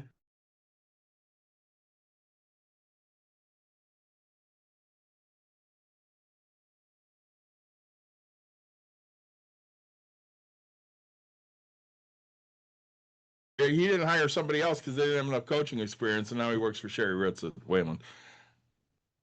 I get a phone call one day because yeah. they didn't have an umpire for a baseball game or a softball game. It was a softball And game. they were going to call me, and he goes, well, he's at Avery. No. You didn't get the phone call. We sat there in the dugout, and the coach that I hate the most from Hopkins That's ever, back there again. that is back there again, goes, well, maybe we can get Mr. Osborn to call. I'm like, he's at Avery's game. And she goes, oh, Avery has a game today? I'm like, yeah. She goes, well, how do you know? I'm like, because I talked to Steve earlier. He's not fucking coming because he's at his daughter's game. And Adam walks by and I go, hey, why don't you have a fucking umpire out here? And he goes, oh, yeah, I screwed that up. Yeah, you did. Yeah, you did. He goes, mind you, that game, he shows up at Bicentennial Park. I'm coaching Avery's Little League. that was a different game Oh. because that one was at Hopkins. This one was the one where your daughter apologized to me after the second home run. That was a god. I'm coaching my daughter's Little League game. He comes up and I'm like, what's wrong? He's like, oh, This fucking I want to heifer. kill her. This fucking heifer, every time she got a runner on third, she stole home. Every fucking time. They beat us like 36-3 because they could. Lexi hit the second home run and she rounded third and looked in the dugout and goes, I'm so sorry. And I'm like, dude, don't apologize. You hit a home run. I'm okay with that shit. Stealing fucking home is different. Yeah. Well, that's what I say. That's Tony and I had problems because I wouldn't do it. Mm-hmm. And yeah, you were there for that conversation with the other coach. Oh yeah, I said he did it on us a couple times, and I was like, I promise you that was not me. Those words did not come out of my mouth. I even told him we had one where it was overthrown, and the girl goes from third to home, and I told David, I said, this isn't how I want to play ball. Yep. This is not how we will play ball. I was like, I will yell to stop her next time. I was like, that I do not want to win like that. I do not want to play like that. That is asinine ball, right? Like It doesn't teach anybody But anything. honestly, that's the hardest thing, and this is going to sound snobby as shit. Mhm. That's the hardest thing about taking kids who play Mhm. not just travel but competitive sports. Okay, Try to and get then you put them with kids that are average to below average. What- My daughter is below average. saying Yeah. in it's programmed like my kids, like all four of my kids, it's programmed to just you do this. It's automatic, right? So my oldest that he talks about Mhm. my wife used to always tell me, I love watching you when you're coaching third base. She said, because I'd have to give her a sign. Mhm. I would just, and she'd not, and she knew what to do. She's the only kid I've ever given the green light. You can do whatever you want on the bases, but if you get thrown out making that decision, we're gonna have words. Yep. But I'm never gonna question it Mm-hmm. because it was all just natural. You know what I mean? And it's hard to take a horse and slow him down. Oh, I get that. It is. But as a coach, you can rein that back. Right. And also, I can, right? There's a million I can, as a coach. That's the problem. That's my job as a coach, right? If Caitlin says hi. if it's a pass ball, fucking gone. I don't care. If it's anything else. But if it's a shitty overthrow to here, you know what, we're gonna sit right. And that goes back to the parents that think their kids are D1. I've had parents tell me she had a home run bunt. No, she didn't. She had a bunt or single Yeah. with 3 errors. Right. I got that a few times. Era of Game Changer. Yeah, but I hate it. Okay, I've never did. Okay, It's great. It's great because no, it's not fucking great. it is too. You know when it's not great? When- When fucking parents are coming up to you going, "You got a lineup?" I don't have shit. Right. Well, isn't there a lineup? Yeah, there probably is, but I'm not in charge of anything, so I don't have shit. I thought Game Changer was a thing that we had to use. Oh no. No. This is holy fuck. So Do you know what every 9 and 10-year-old's batting average was on our team? Because fucking Tony knows. Because of Game Changer. Right. holy shit. They took fucking meticulous stats. And mind you, I would hear shit like, "Oh, well, she hit a home run." No, she didn't. She hit the fucking ball to the second baseman. The second baseman booted it, and she just kept running around. Do you know who the best bookkeeper ever is? Your wife? My wife. Yeah. Actual statistics. Yes. Yeah. Like Air E3. so my younger daughter played first base in high school. Yeah. Our third baseman couldn't get the ball to her. Okay. They adjusted the errors because they have a kid in the dugout keeping Game Changer. Mhm. Yeah. And a bad throw to first base is not the first baseman's error. Right. That's the third baseman's error. If they can scoop it and save them, that's huge. Yeah. But when they throw it over your head 10 feet, in the third baseman's dad went to the coach who changed all these stats because, well, your first baseman doesn't have enough errors and my daughter has too many. Then tell your daughter to fucking throw the ball I right. say right. My scorekeeper my first year at Godwin. Anybody know who it was? Marv. It was not. Dawn. It was my daughter. Was it? Yeah. Oh. She knew how to keep book because guess who taught her? You? Yeah. I used to keep book for Pioneer Park for a little bit, especially during playoffs. So, how many times did I move for a ball this year? When I was doing batting practice, or when I was hitting to the girls for infield. Oh yeah, you didn't move. Somebody else caught the ball. Well, right. Even if I caught the ball, You're not You moving. can throw it to me. I'm this fucking large. You can't miss. You can't miss. I would hear that shit all the time. You gotta hit me in the chest. This is a large target. You gotta hit me in the chest. Yeah. I used to have You're just going. Oh, go get the ball. my assistant coach used to get mad at me because I can no longer hit with 2 hands Same. because I have a glove on one hand. Yep. And they're like, "Well, let me catch." I don't need you to catch. What do you mean? I Well, got- how are you going to throw the ball? I'm like, just like this. Yep. I've done it for how many years? 40 years of my life. Yes. I mean, we had a home run thing because they used to do this alumni versus the varsity team, and my wife is an alumni, so she got to play against my daughter and all those girls. Yeah. And I pitched to the old ladies because they couldn't hit their pitching. And when we had a home run derby thing, and the girls made me do it, and I won it the first year. Nice. But I couldn't. I had a hard time swinging with 2 hands. Yeah. I haven't done it since slow pitch when Same. I was 25 years old. Right. Well, girls would say to me all the time, they're like, "I don't understand how you swing with one hand," because that's what I had to fucking do. Right. I coached for many years by myself. This is what you do. They're like, "Well, Yost would tell me all the time, we'll use 2 hands." I'm like, "I can't. I don't know how." It's this hand. Oh, absolutely. It's your right hand, and you're just hitting. Once David, I fell in love with his baseball or his softball bat because I was like, "Oh, I really like this. This So- is so much nicer." I bring a Was it- softball bat one day because, mind you, I don't hit with a 33-23.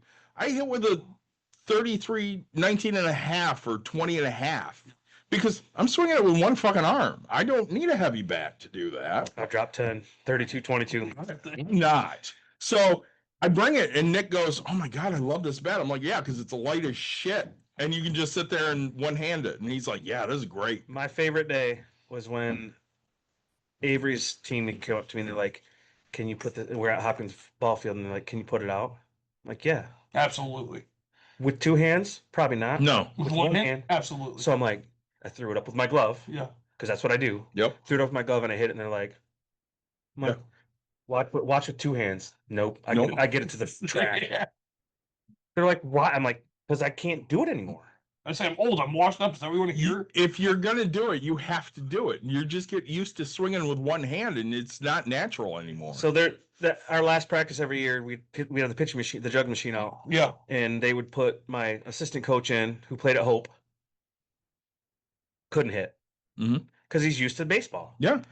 They'd put me in, and I can hit because I've been around softball for so much. You know, I've taken batting practice. Yep. And it's a different look, but to me, because every time we have batting practice on the machine, what do? We bunt the first two. That's just timing. So I bunt the first two, and like, you're doing that. I'm like, yeah, that's timing. Because they would crank that jug machine up, and they thought I'm like, you're never gonna get me. Right. They might get me for two. You're not striking me out with it. It's straight. Right. Well, that's the deal.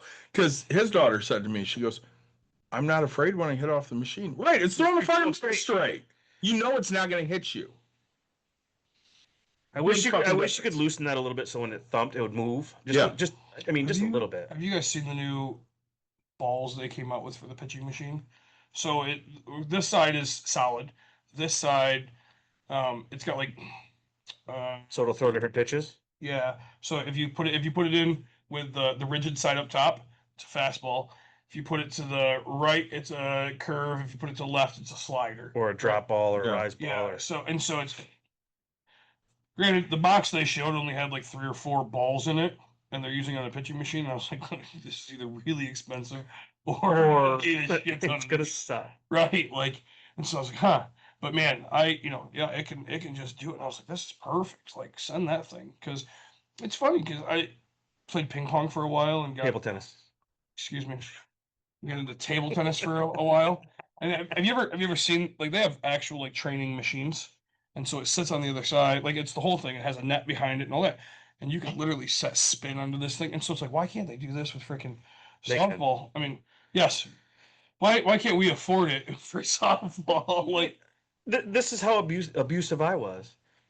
9 and 10 years old. We're down. We won districts. We're down in state in Detroit, and Alexis Koza is our catcher, and she keeps pulling her head. So me and Steve Jenkinson and Donnie Nineheis. We're all coaching together. Yes, my dad. Yeah. We're all coaching together, and she kept pulling her head. So we had a 3-hour practice. Tell the parents, take girls for a little practice before the game. 3 hours later, we come back. They're pissed. Oh. I took her out in the outfield, told her to put a mask on. You're gonna kneel on your hands. And I sat there and threw softballs at her face, like 2 buckets worth. Oh, does it hurt? No. No. She never pulled her head again. Yeah. And I mean, that whole situation with that team was crazy. Dave Bannister was our pitching coach. Oh gosh. And Kelly Nineheis was a great pitcher. She was. So me and Donnie had a competition.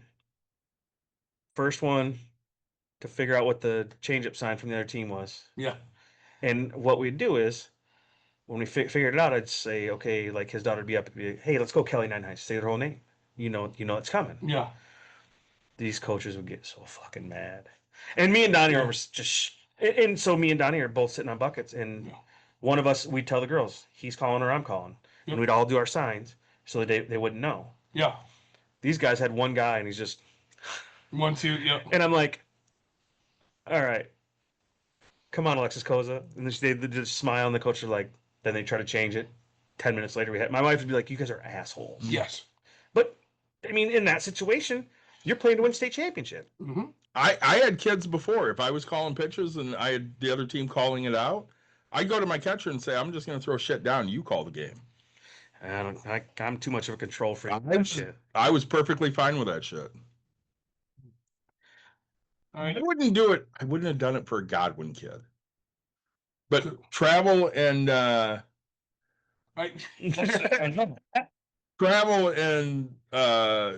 Coopersville, way different. Yeah, and it is. But I mean, the whole idea of this is parents need to just back off, settle down, and it doesn't matter how much you pay to play on a team. Find a good fit for your kid. There's so okay. Tom Hudson. Yep. One of the best coaches in this area ever. He did the same. He had a team called the Cyclones. Mhm. My last game with Lexi's team or my last tournament, we started our first game against the Cyclones. And I shit you not, I could have puked because that's the man who I modeled the way that I did things Yeah. after. And the girls are like, "Why are you so nervous?" I'm like, "That guy." And there was jokes with him and Lex because he's known Lexi for a long time. And he's like, he looks at his catcher, she's by her center girl, and he goes, "She's going." She went. He's like, "Why can't you get her?" And Lexi's standing on second base just looking at Tom, and he's like, literally, "I'm gonna get you." Yeah. She's like, "No, you're not." And he told her, he said, first or second pitch, she's gonna delay steal third base. She did. I mean, he's known her. And the girls come up to me his girls came up to me because we beat him by 1 run. Mhm. That was the biggest win of my life. Yeah. And the girls came up to me and they're like, "How do you know what he's gonna do?" I said, "Because we share a brain." This is a guy that I've watched coach for years. That's And who you learn shit from. That and I wish that college softball wouldn't film from behind the pitcher. Mhm. I wish they'd film from behind home Just like they do. Yeah. so I can see the defense. Mhm. You know what I mean? Like You want to see where people set up. that and how they set up and Yep. what they're like the whole hot thing before they Yeah. remember that thing? Oh yeah. Hillsdale watching that girl that played for us. Their camera was behind home plate. Loved watching it. So we both know a coach that took my position. Okay. And I think this is the best compliment I ever got from Chris. He goes, after losing you this year, I understand how much work you put into scouting other teams. Because when you came into a game, you always had a plan to combat what they were doing. Your game plan was never, this is what I want to do. I'm like, right, because your current pitch caller is all about what he wants and not about what fits the pitcher that's pitching or what will attack that team the best or, what can win us this game. It's about what he wants. And that was never me. I never had that ego. It was, how can I have my pitcher attack this team that will put them in a disadvantage so that we can beat them? Because that's all I gave a shit about. And he would say to me, because there were times, like if there was a big game coming up, I'd be like, yeah, I'm out of practice at like 5:00 today, even though we would get out at 6, because I got to go watch so-and-so play. And he's like, all right. Tell him the story with me and you, and you got in trouble. So we're playing the Battle Creek tournament, which was the Gull Lake tournament. And I knew there was an opportunity for us to play Hopkins in round 2. Mhm. Nick, I'm going to approach this like you're the head coach, okay? Mhm. So I have a friend that knows how to pitch all of those kids because he coached all of those kids. So I call Steve and I'm like, all right, if I get Hopkins game 2, what can you tell me? And of course, Steve's a little salty because he didn't get that job. And he goes, do this, this, this, this, this. I'm like, all right. So I took every kid. all these notes on every fucking kid on the team. Yeah.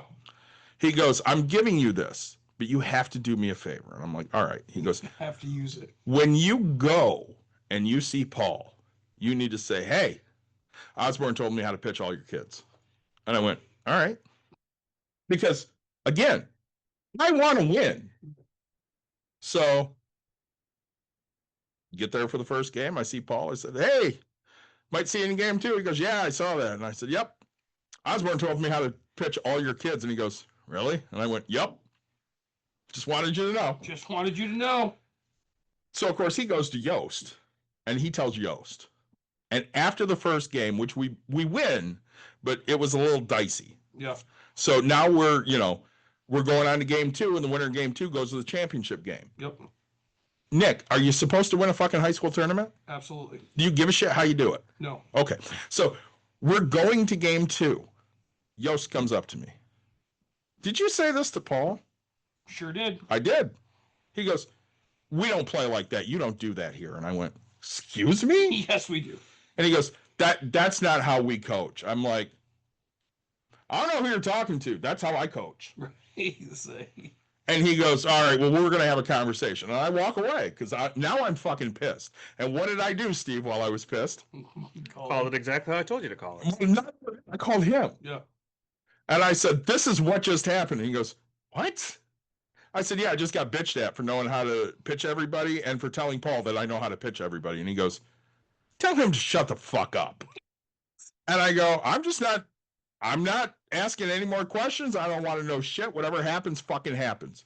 So there was one kid on the team, and Steve's like, I don't remember what it was, but it was, just say, don't pitch to her. This one was, hey, if you throw high and in, she'll pop every ball up. It's the third baseman that couldn't throw the ball first. Oh, nice. Steve's like, every time you throw high and in, she will pop the ball up. Doesn't fucking matter. Just keep her high and in, and she'll pop every pitch up. Every time she fucking came up, there was either 2 on or the bases were fucking loaded, and I'd call a high inside fastball. This kid would pop it right the fuck up in the infield every fucking time. We beat him, I don't know, like 4-1. Nice. Paul came up to me after that, and he goes, classy. Yeah. And I said, I'm not coaching this team. My buddy called me, wanted a scouting report. Right. If he called me for a scouting, varsity coach said is going to be the varsity coach now. Yeah. I go watch Gull Lake play. They're playing a first round of districts. Yeah. They're going to bunt. She goes to my daughter and all of her teammates and says, Mr. Osborn said they bunt a lot. Did she play it? Nope. Guess how she got beat? They Bunt. bunted her to death. Right.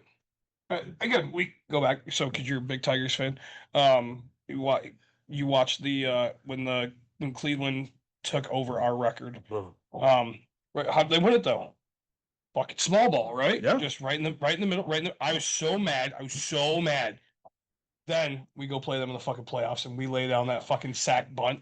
And then, I was like, all right, that's payback. Like, that is what. But like, okay, They don't bunt enough. Right. If you put a softball coach coaching a college softball coach and let them coach third base how they coach softball, Mhm. you'd win half your games. Yeah. Because nobody bunts. No, ever.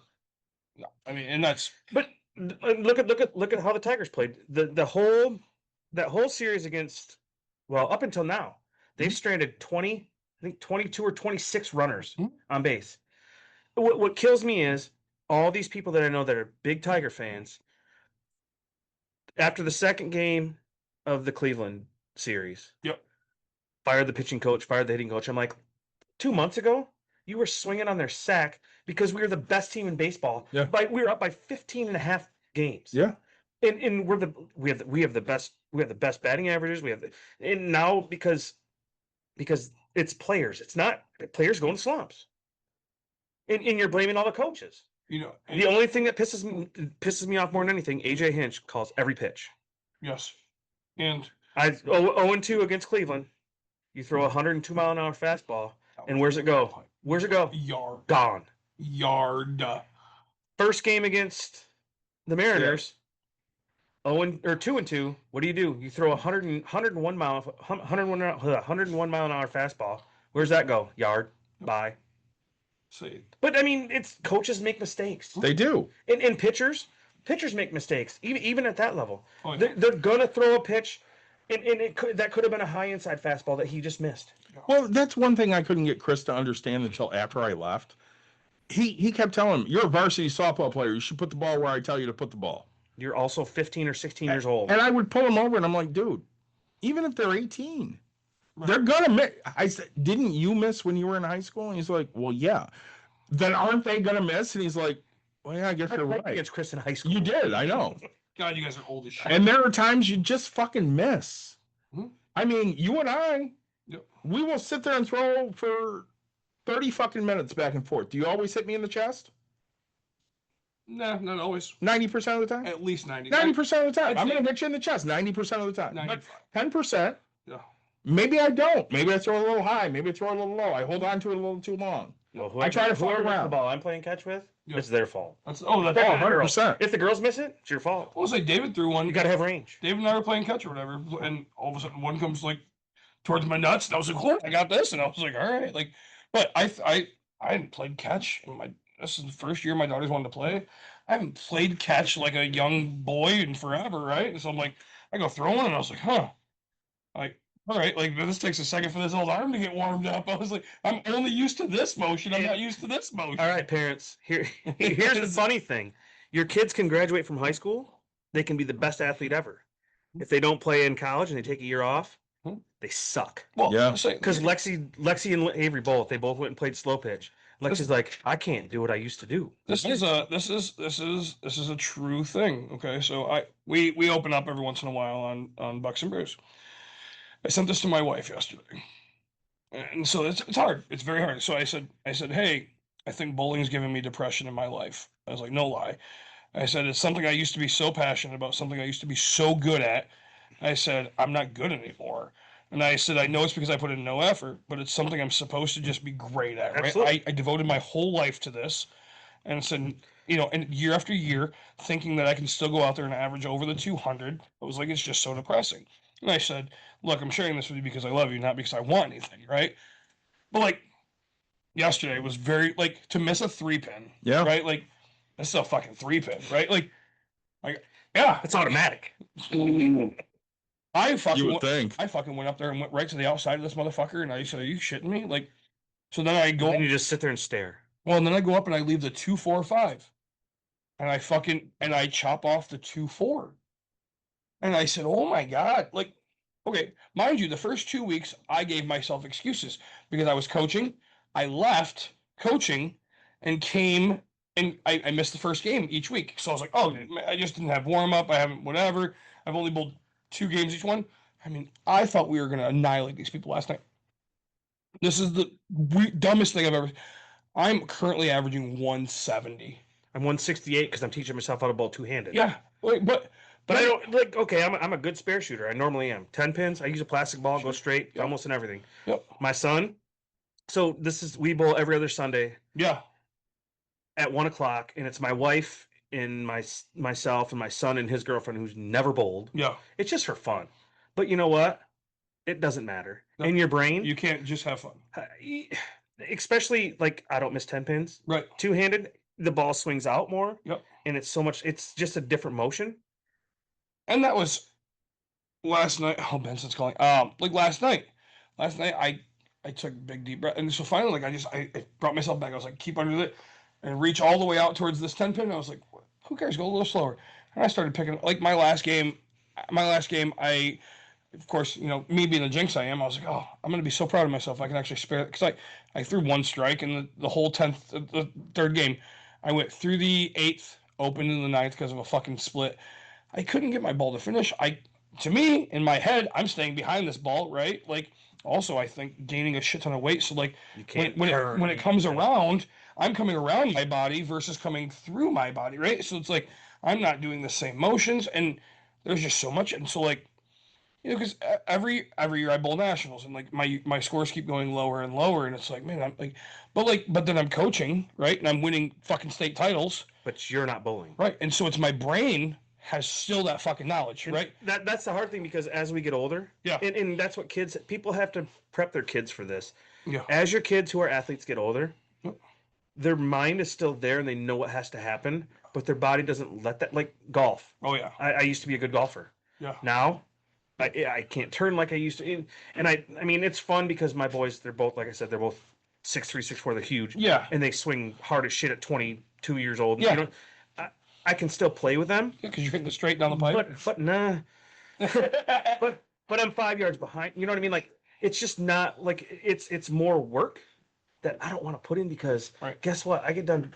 I'm a Pepsi driver. I mean, I work my ass off all day long Yeah. till noon, and Yeah, but you start at like 4. but Yeah. you'd think that I'd still have, but it's like the same thing you're talking about. Your brain still knows what it has to do. Mhm. But your body can't do it like it used to, so you got to figure out a different way to do it. Yep. And all these kids growing up have to think the same way because you're not going to be 18 years, 16, 18, 20 years old for the rest of your life. Yeah. And now I'm the old guy. You know what I mean? Like that's just hard for me to grasp because I don't feel like in my mind I'm not old. Right. Oh yeah. I'm fucking old. But and that's like I'm 52 years old and it's hard for me to do shit. yeah. So I finished third game.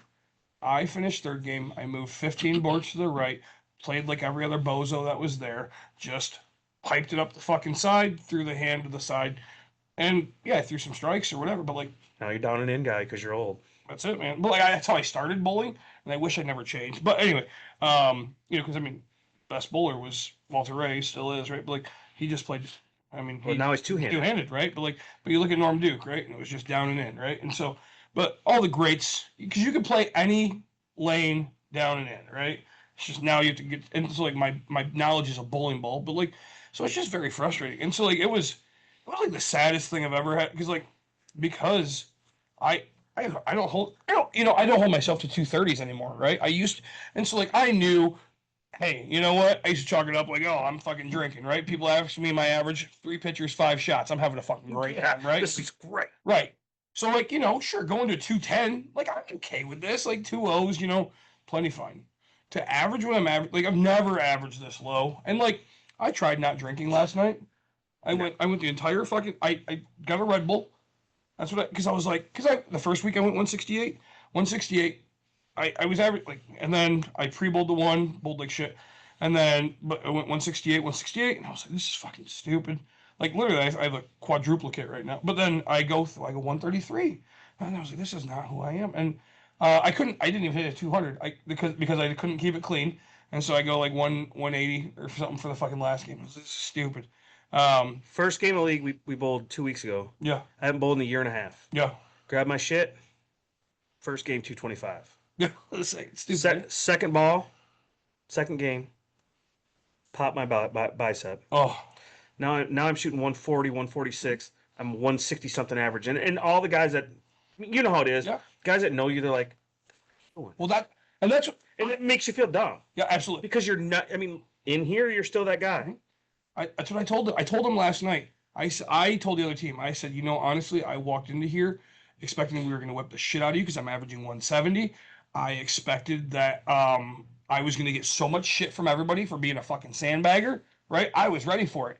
I'm not going to tell you I didn't try it. Like, I don't try to blow a 133. Like, right? No. Like, my 2 teammates shot well above their average. We lost all of our points, and all of it was because of me. And trust me, they all shot over average. Like, it was just like, how the fuck does this happen? The most humiliating day of my life. There's an old guy that I've known since I was a little kid, Dave Van Dam, been bowling around here for years.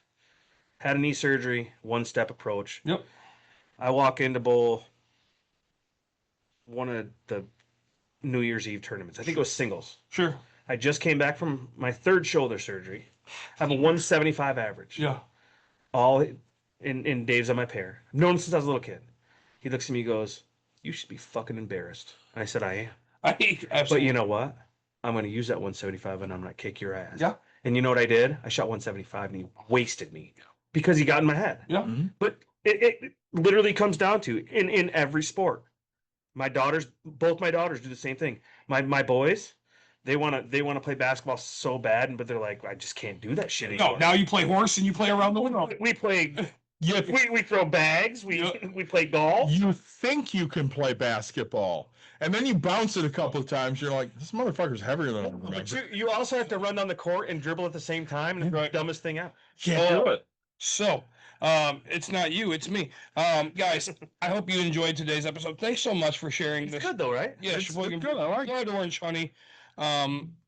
As always, like, subscribe, share, tell your friends, tell your family. Go Tigers here in the next few weeks. Yeah, we're going to go watch the Tigers win. Hopefully, I'll see the Cubs win tomorrow. And parents, have fun with your kids in sports. Don't take it that freaking serious. I totally fucking agree. Invest in your kids. Invest your money instead of spending all that money.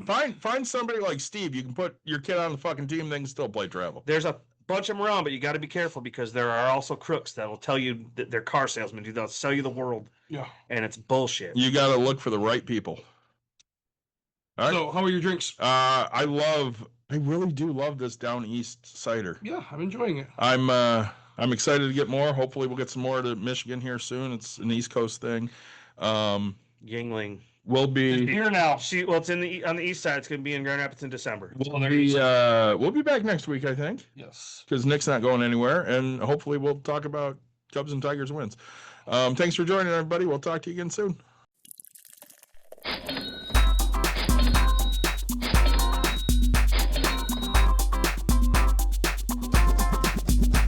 You've dialed in To Box and Brews, you might hear something you can use. like tips on your cash and tips on the suds. You're gonna want to The use smarts of these because stuff. they know the And brews. they know the box, and they know they can't help the stubborn fucks. So listen up, cause shit's not funny. Save yourself some Beer money, bucks, and brews. Bucks and Bucks brews. and brews. brews. Bucks and brews.